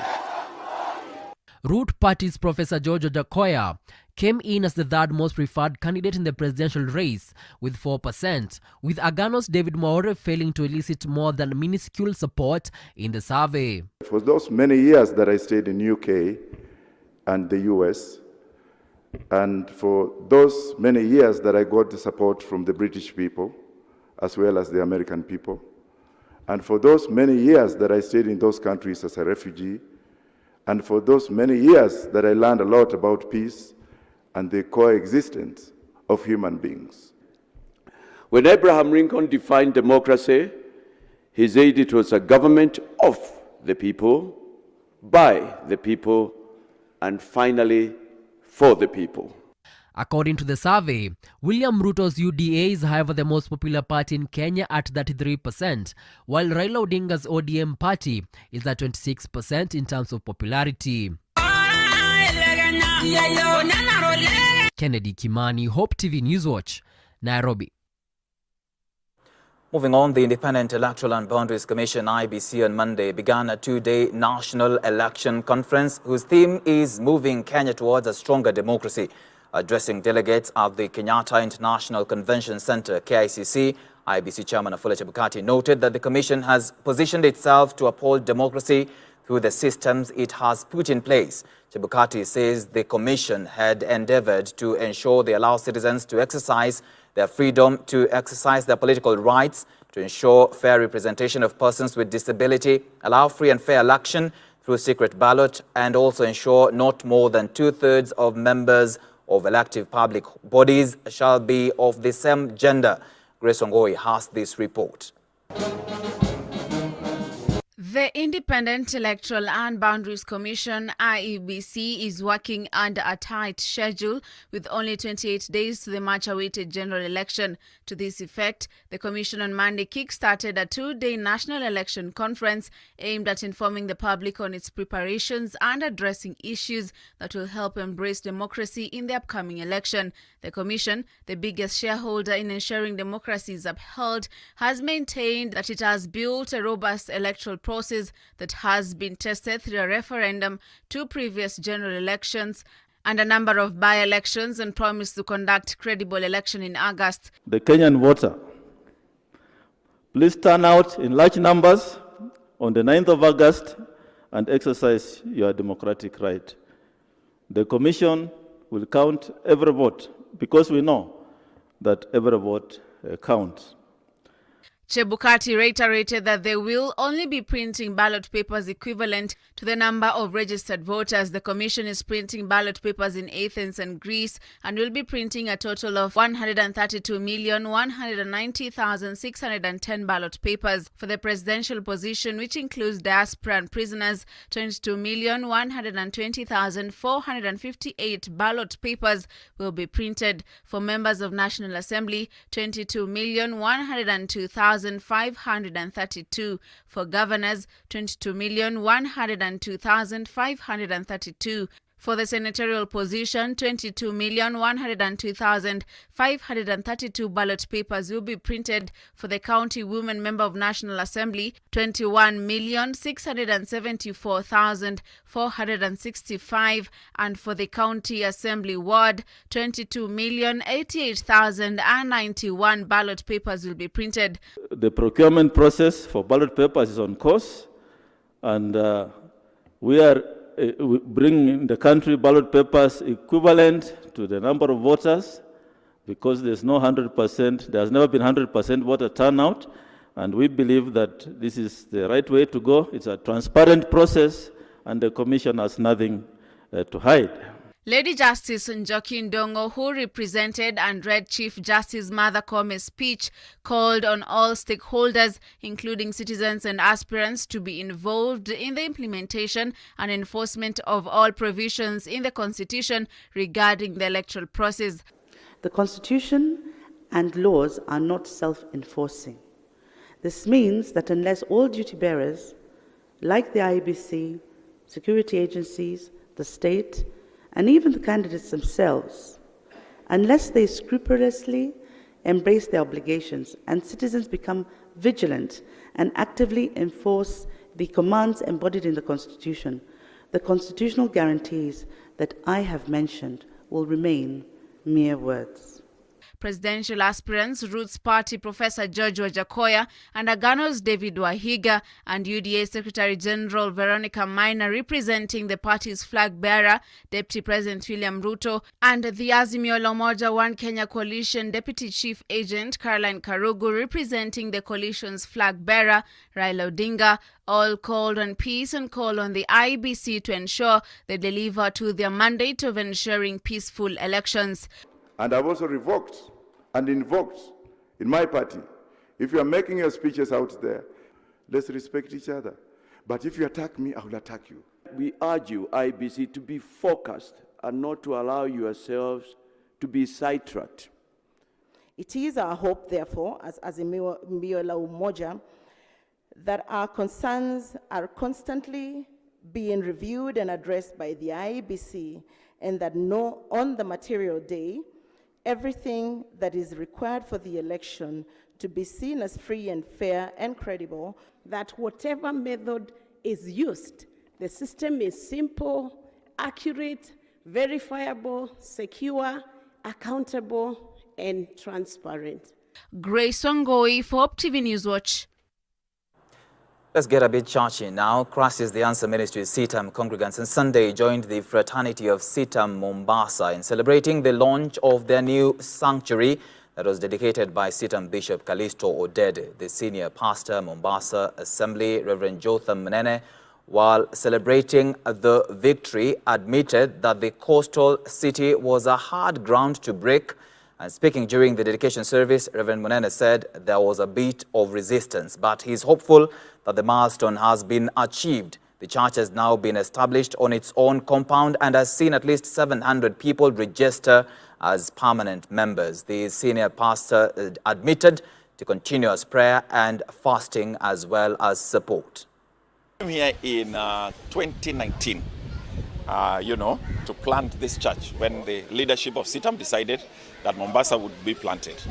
Now, it was exciting because this is the first church to come to this whole area. And just to be part of that dream CITAM has been having was exciting, but it was not easy. We would look for a place to begin the church, and we found a lot of resistance, a lot of opposition. We even, some churches were also afraid that CITAM has come. But God gave us such wonderful people. Some came from different parts of the country, some we found here, and they just came together. And we have moved through from the time when we used to be in a rented facility to now when we have our own place.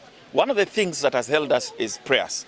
In fact, we seem to know here that anytime you are doing a key thing, we go to a time of prayer and fasting, at least 3 days, because we know the ground here is not easy, but we have seen so much transformation. We have seen so many people give their lives to the Lord, and we have seen the church grow. We are so excited about what God is doing in Nyali, in Mombasa. We started the journey a little while ago by a small group that started here, finally turned into a congregation, and we rented some facilities, which we used for a while. Then we were able to move into this property.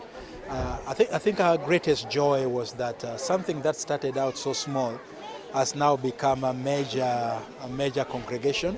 And we do know this is just a beginning, since it's just 2 years or so old. We are looking ahead to it growing and making a greater impact for us. As CITAM, this also is significant because this is the first church, you will say, that is south of Machakos. The only other church from Athi River all the way, you don't get another CITAM church. So this is like a hub for us.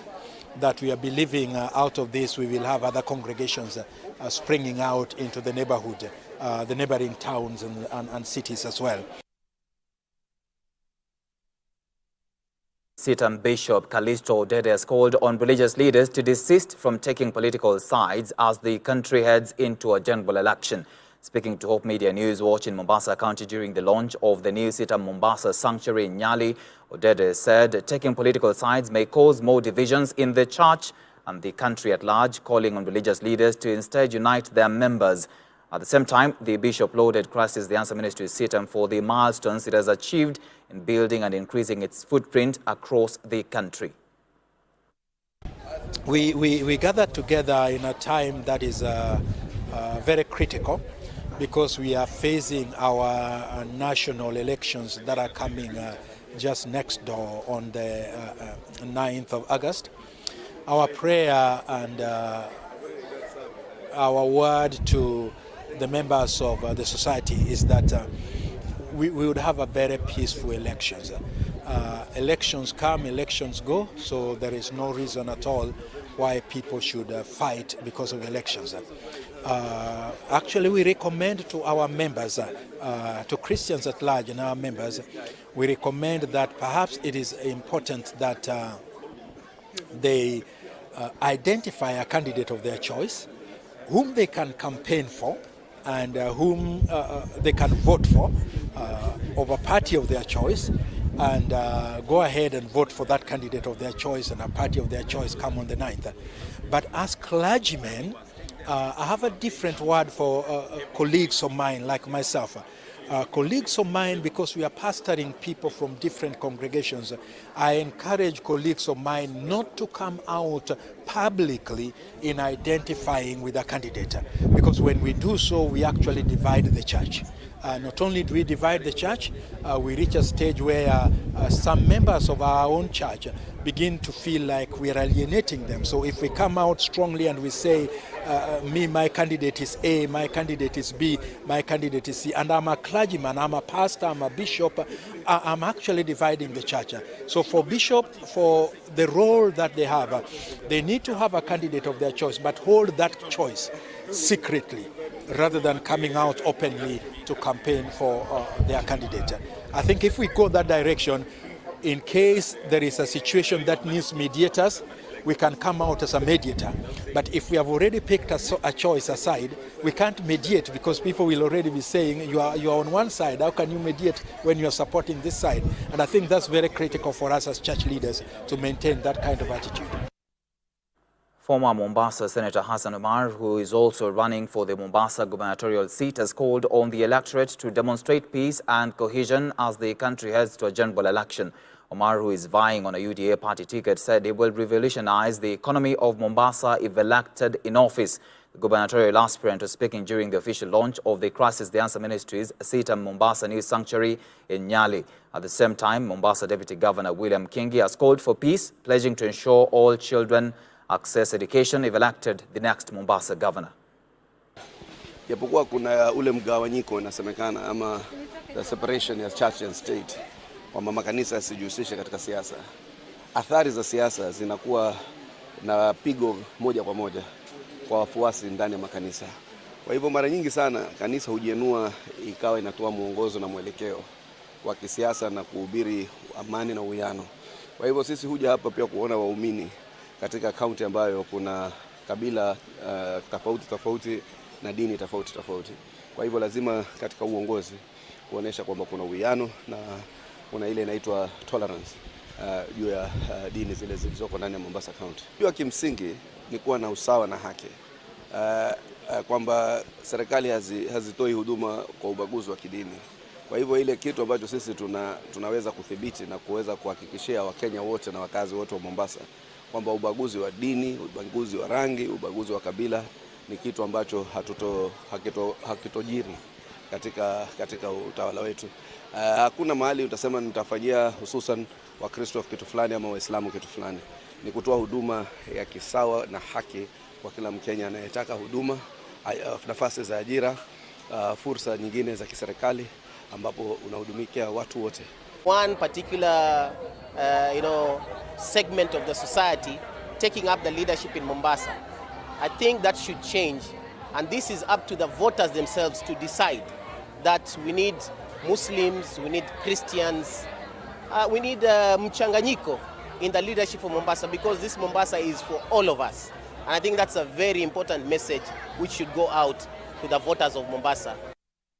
The Free Pentecost Fellowship of Kenya, FPFK, has received a major boost in their children ministry after their Sunday school class was renovated by Christ the Answer Ministries, Sitam Valley Road. The renovation took place as the ex-candidates program conducted a 6-day mission experience in Oyugis Town, Homa Bay County, being hosted by FPFK. Addressing the trainees, Sitam Youth Pastor Benson Wendo asked the teachers to invest in children ministry to help grow mature Christian adults that can impact the society in a greater way. The teachers were awarded certificates after a 4-day training from Sitam Valley Road Sunday school teachers. Tess Njenga tells us more. The Sitam Valley Road ex-candidates mission experience came to a colorful close on Sunday after 6 days of engaging in evangelism, life skills training, and participating in renovating the Free Pentecostal Fellowship of Kenya FPFK Sunday School class. After dedicating the renovated class, Sitam Youth Pastor Benson Wendo expressed gratitude to God for enabling them to surpass their expectations. People have received Christ as their Savior. People have been delivered. People have been changed.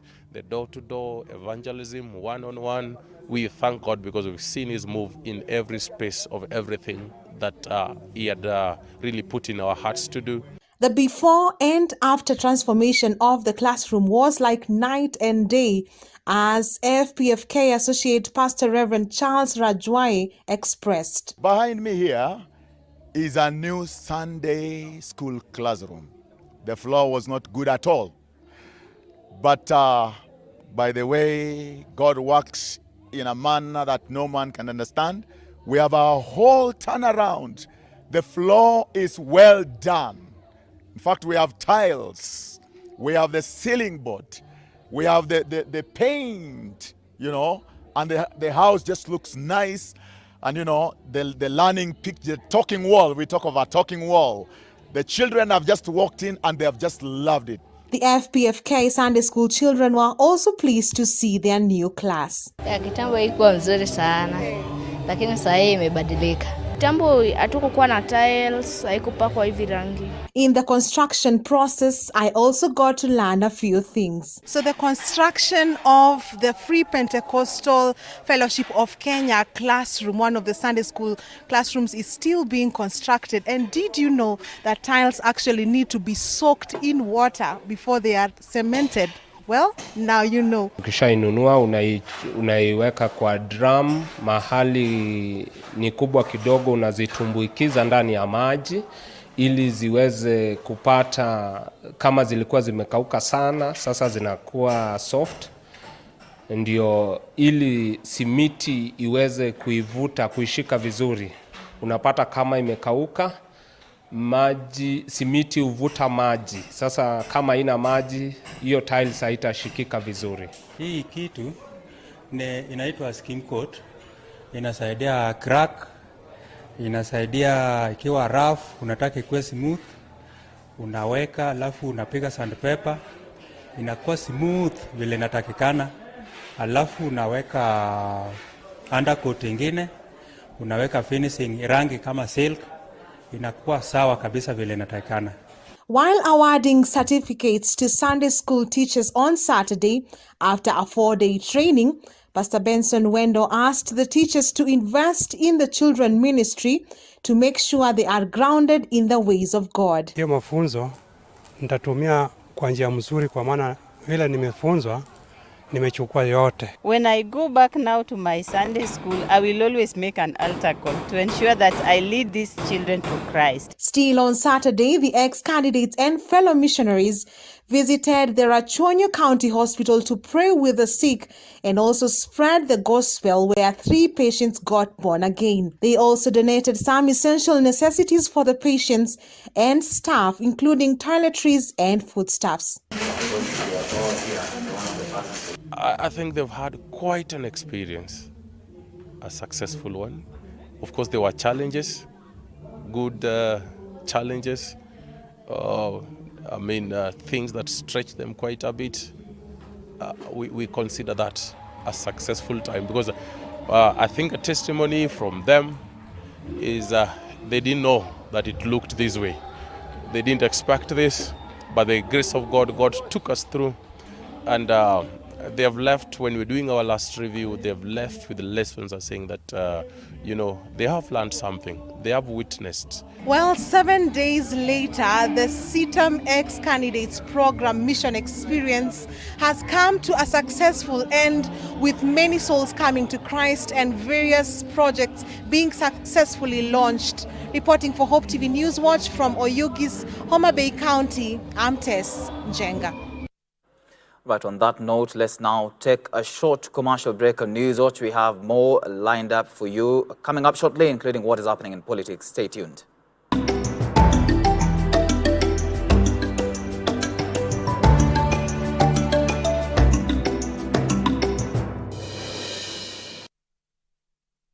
Hope TV is where you look and live, with an excellent selection of the best Christian programming consisting of local and international content, of inspirational stories, talk shows, Bible commentary, youth, health shows, children entertainment, contemporary gospel music, extended times of worship, live broadcast, news, movies, drama, Christian ministry programs, and so much more. Hope TV is another quality service from Christ is the Answer Ministries, with over 45% of authentic and credible local content every week. Hope TV is a sister station to Hope FM, Kenya's leading Christian radio station, with footprints across the country.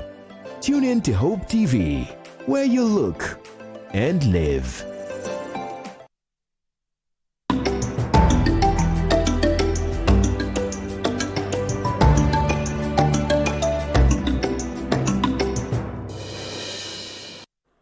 Thank you for staying with Newswatch. Deputy President William Ruto has led the Kenya Kwanza campaigns in the Western region, where he has popularized his bottom-up economic model.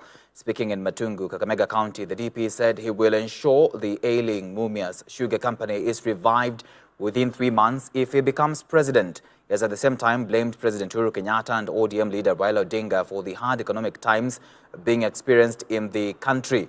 Ruto said his government will prioritize reducing the cost of fertilizers so as to enable farmers produce enough food for the country to deal with the current food shortage. He urged the locals to embrace his candidature, saying Raila had done nothing much for the Western region despite serving as a prime minister in Mwai Kibaki's government. Ile aibu tunaona kwa nucleus ya Mumias lazima tuitoe. Mumias nucleus yenye ilikuwa the best nucleus in Africa. Sasa ni ng'ombe zinapigana huko, ni ng'ombe zinakula huko, vijana wamejenga kiwanja ya mpira. You can't believe it is the Mumias we had. Lazima tubadilishe. Sisi tunakuja tu kuwaomba ndugu zetu, hata kama tunapendana namna gani, lazima waangushe kura kwa debe ndio tushinde. Mimi nikiwa deputy president nimeleta hii Mumias bilioni 5, lakini haikuamuka. Si ni kweli? Na ugonjwa ya Mumias, bila ya kuondoa ile madeni yote ambayo iko Mumias, hiyo Mumias haiwezi kupona.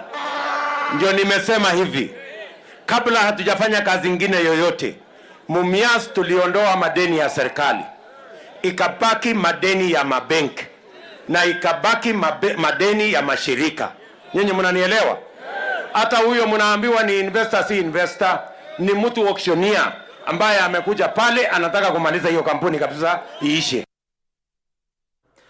Azimio la Umoja One Kenya Coalition Party flag bearer Raila Odinga has on Monday returned to Narok County in efforts to consolidate the Maasai vote.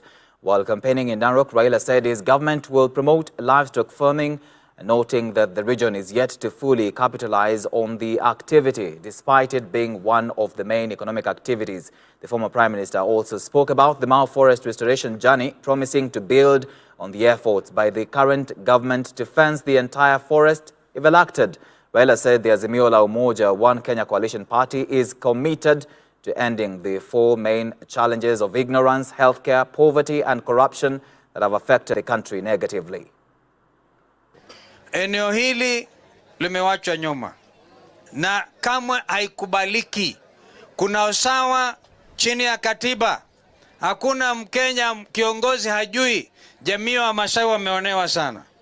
Na chini ya azimio la umoja na Rais Raila Amolo Odinga, yeye mwenyewe najua atarudi hapa. Hiyo mchoro wa barabara anasema, nimeona Stephen Kodate ameweka highway moja nzuri katika manifesto. Ndiyo barabara zionyeshe watalii wakija manufaa ya baki Narok. Shida ni kwamba watalii wanaleta pesa na watu wachache wanakusanya in hard currency. Mkenya wote yule anapenda maisha bora, kura yake ni ya baba Raila Amolo Odinga. Tunampatia kura. Tuko tayari. Na hata kwingine Kenya tuingie. Tukiingia kwa polling station, ile kura yote ya baba apigiwe, ihesabiwe hapo, ipelekwe, tukifika saa 5 ya usiku atangazwe, tuachane na huyu mkora mwingine. Kwanza, kura kwa baba ni kuimarisha ile mambo yote munahitaji. Iwe ni elimu, maji, barabara, kuimarisha msitu wa Mao, kuimarisha Mara, kuimarisha hata bei ya chakula ikuje chini. Hiyo ni kura kwa baba. Leo wametoa opinion poll na baba ndiye anaongoza. Ninaona wamefinya baba kidogo, alikuwa na mingi zaidi, lakini yeye ndio namba. Tunataka nyinyi nyote mtuwe pamoja, mpige kura pamoja kabisa. Kwanza kujuu, nataka yote iwe azimio. Sawa sawa? Itakisha kwamba Wakenya wote wanapata huduma ya matibabu bila shida. Vituo vya matibabu vitajengwa karibu na pale watu wanaishi, ili watu wasitembee kilomita mingi kutafuta matibabu. Sawa? Na vile Wakenya wote, watoto, wakina mama, wazee, watakuwa chini ya bima ya matibabu. Ikiwa kama wako wagonjwa, wanapata matibabu hata kama hawana pesa. 28 days to the general election, Naivasha Security and Peace Committee have announced weekly peace meetings in all informal settlements in the town to ward off any violence threats. The meetings are meant to engage the youth and identify any political threats in the Lakeside town, which has been flagged off as a hotspot by the NCIC. As Dolly Marigi tells us, according to Naivasha Assistant County Commissioner, the security team had placed various measures after the town was flagged off as a hotspot. The peace campaign has been championed for a peaceful election as the country draws closer to the August 9th general election. In Nakuru County, Naivasha Security and Peace Committees have announced weekly peace meetings in all informal settlement in the town to ward off any violence threats. These came as the Security Committee said it had upped its intelligence to make sure that the criminal gangs from Nakuru did not spill into the town, emerging when tens of youth converged in the town to sign a peace charter in an event organized by Mta Connect under the Youth Bilanoma initiative. According to the Naivasha Assistant County Commissioner Albert Rioba, the security team had come up with various measurements after the town was flagged off as a hotspot. Authoritatively confirm right now that Naivasha is now a hotspot of peace, no longer a red spot of war. That is step number one. Number two, mostly we have realized that the people who are used to funnel peace, instability in this sub-county are youths. And as a government, you've seen, the President commissioned Kazi Mtaani the other day. These are all efforts to ensure that these youths of ours are engaged creatively and in peace activity initiative. This was echoed by his counterpart Spiriti Kadhure, who said that they are keenly monitoring the security issues in Nakuru town. Tunaendelea na uchunguzi na tumeweka viongozi wetu wa nyumba 10 na assistant chiefs wetu, sababu ndio wako mashinani na chiefs, wakipata kuona hata mwarifu yoyote ama au watu ambao wamejiunga na hizo vikundi wapate kutuarifu, lakini hatuna habari yoyote ya kwamba Naivasha imefikiwa nao majambazi juni aina ya jambazi. On his part, Naivasha Sub-County Administrator Samuel Mamae was full of praise for the initiative, noting that action should also be keen taken against politicians inciting the youths. He admitted that unemployment was a major threat to peace, adding that the county had engaged the youth in various empowerment projects. Tumeambia vijana wetu waungane, washikane vikundi, na zile vikundi 55 ambapo ni beach ya Kamera, beach ya Karagita, beach ya Reden, Kasarani na Central Beach. Vijana vikundi 55. Hawa ni vijana wengi, tumewapatia license ya kufanya kazi ya kutaga samaki. So tumejaribu engage hawa vijana, kuweka busy kwa kimichezo na pia kuwapatia economic empowerment so that wanaweza kuwa busy na pia wanaweza pata hera zao, waache kutumika na wanasiasa. We said youth bill are normal. Why? Because the young people who are working tirelessly to make sure that the youth stay out of trouble, they have also been identified as potential suspects. If any violence occurs, if any kind of riots or any conflict occurs, you will never find an old person engaging in the violence. It is the young people. And even if they don't engage in violence, the security agencies have already profiled young people as potential suspects. Dolly Mirigi, Hope TV. In other news, Kieni Member of Parliament and Jubilee Party Director of Election, Kanini Kega, has expressed confidence that the Azimio la Umoja One Kenya Coalition Party presidential candidate Raila Odinga will get over 50% of the Mount Kenya vote. Speaking in Kingongo, Nyeri County, Kega said the support that Raila Odinga and his running mate Martha Karua received during their recent one-week trip to the Mount Kenya region was a clear indication that the mountain had endorsed an Azimio la Umoja One Kenya leadership. The Independent Electoral and Boundaries Commission, IBC's final voters register shows that the Mount Kenya and Rift Valley regions have the highest number of registered voters. On average, we are about 48 going to 50%.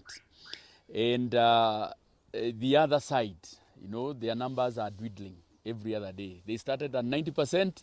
3 months ago, they were about 70%. Now they are struggling with about 49%. That one tells you that the deal is done. Baba is winning with a voter margin in central Kenya of over 50%. We were in Kirinyaga, we received overwhelming reception. We were in Muranga the same, and all over the mountain. The mountain has actually accepted the leadership of His Excellency Raila Amolo Odinga together with Martha Wangari Karua. It will be a wrap because the rest of the country, today in Bukungu you have seen the mammoth crowd and the affirmative action that was given that this time round they are giving Baba, and they will come up with their numbers. This election will be won on the voter turnout. Police in Embu County have arrested 2 suspects found in a residential building near Runyenjes police station where they were operating an illegal business of mixing spirits, rebranding them and stamping fake KRA marks in a multi-agency operation that is currently taking place in Embu to get rid of second-generation alcoholic brands. Embu County Commissioner Dr. Edison Nyale said the suspects have devised new schemes to hide from authorities. He said the 2 suspects were operating in a residential house near Runyenjes Level 4 Hospital and Runyenjes Police Station, where they undertook their activities at night. He observed that a good working relationship between the police and Nyumba Kumi initiative had borne fruit. Hii ni nyumba ya kukodisha. Huyu mtengenezaji alikuja hapa wiki moja iliyopita. Akaingia usiku. Biashara zake anatoka usiku, mchana haonekani. Kumbe amekodisha 1 bedroom ambapo watu wanalala, lakini yeye halali usiku, anaunda hizo pombe haramu na kuziuza. Kwa hivyo kwa wakati huu tuko na washukiwa 2 na bado tunamtafuta yule mwenye biashara hii, ambapo bado naita kwamba ikiwa unapenda kufungua biashara ya pombe, mjiunge kikundi ambacho mtaweza kufanya biashara ile ambayo inastahili na inaweza kuleta ajira kwa vijana, hata pia kuinua maisha katika maeneo hapo. Otherwise, Embu bado tunatangaza hali ya hatari. Hali hatari kuhusu pombe haramu. Embu bado imesimama na itaendelea kuzingatiwa na itaendelea kufuata popote pale mulipo. Haijalishi wewe ni nani kabisa, haijalishi wewe ni nani, tutaendelea kupambana na wewe. Now, angry protesters who stormed the official residences of Sri Lanka's president and prime minister succeeded in forcing them to resign on the weekend as the country plunges into further crisis. However, the protesters say they won't leave the luxury houses until both leaders have vacated their roles. President Gotabaya Rajapaksa is expected to step down. Let's take a look at what is happening internationally with Faith Selfa. South Africa has confirmed a third case of monkeypox in a 42-year-old male tourist from Switzerland in Limpopo province. The tourist, who presented symptoms of a rash, fatigue and muscle ache, was confirmed to have monkeypox by South African National Institute for Communicable Diseases.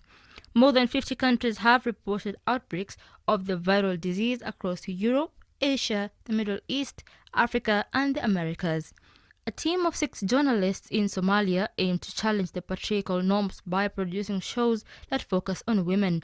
The startup Bilan Media, staffed entirely by women, is on a mission to break the silence against gender violence in Somalia. The shows include coverage of prominent Somali women and issues considered too sensitive for public broadcast in Somalia, including domestic violence and sexual assault. The young journalists, all under 28, will focus on stories that people may find shameful. And in Sri Lanka, the office of the Prime Minister has confirmed the resignation of Sri Lankan President Gotabaya Rajapaksa.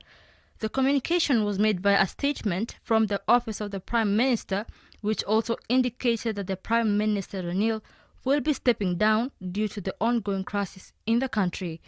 Sri Lanka's deep financial crisis pushed the crowds to camp at the residences, demanding that both the president and the prime minister quit their respective posts. The president was accused of financial mismanagement that has caused extreme shortage of food, fuel and medicine.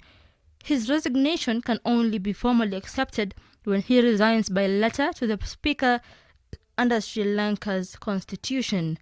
The Prime Minister, Ranil, also said that he would step down from his position. Britain's Foreign Secretary Liz Truss has entered the race to replace Boris Johnson as Prime Minister, raising the number of candidates to 11.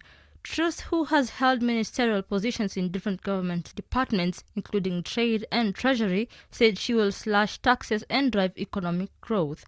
She seeks to replace Boris, who was forced out on Thursday last week after a series of scandals. The contest is for the leadership of the ruling Conservative Party, with the winner becoming Prime Minister in September.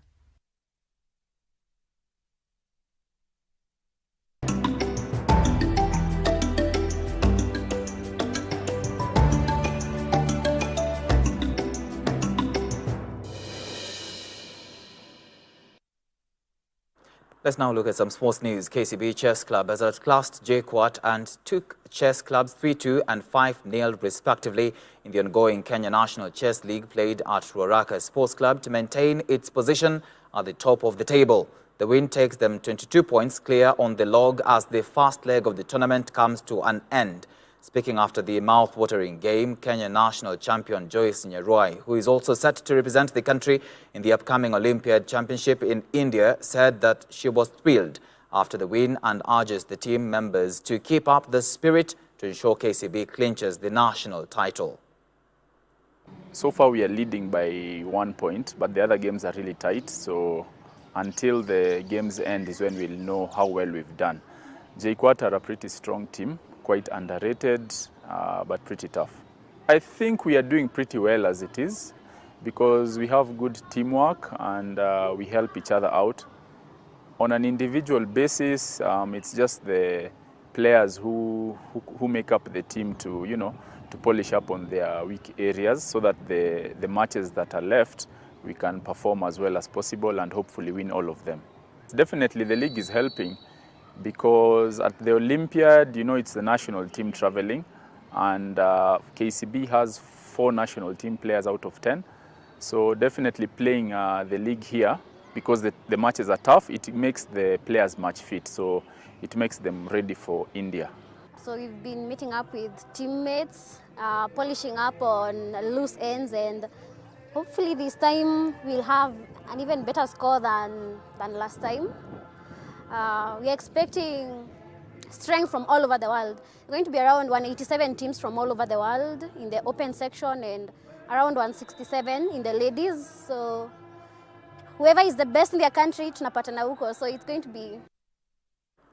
KCB RFC have now shifted focus to the Kakamega Sevens rugby tournament scheduled for the 16th and 17th of this month in Kakamega County after they finished fourth at the just concluded Prince-Law Sevens tournament hosted by Nakuru RFC at the Nakuru Athletics Club. Menengai Oilers were crowned the 2022 Prince-Law Sevens rugby tournament winners after overpowering Varsity Lads Strathmore Leos 12-7 in a match that marked the end of the 14th edition of the Prince-Law Sevens tournament.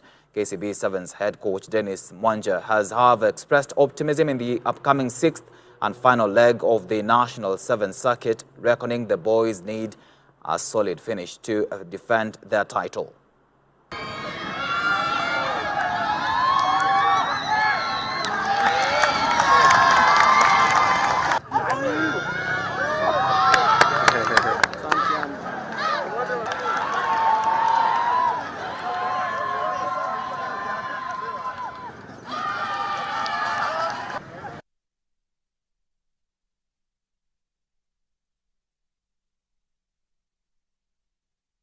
All right, with that, we have come to the tail end of our bulletin tonight. Thank you so much for watching. I'll see you again tomorrow, same time. My name is Tony Omondi, and our sign language interpreter has been Boniface Murithi. Have a good night. God bless.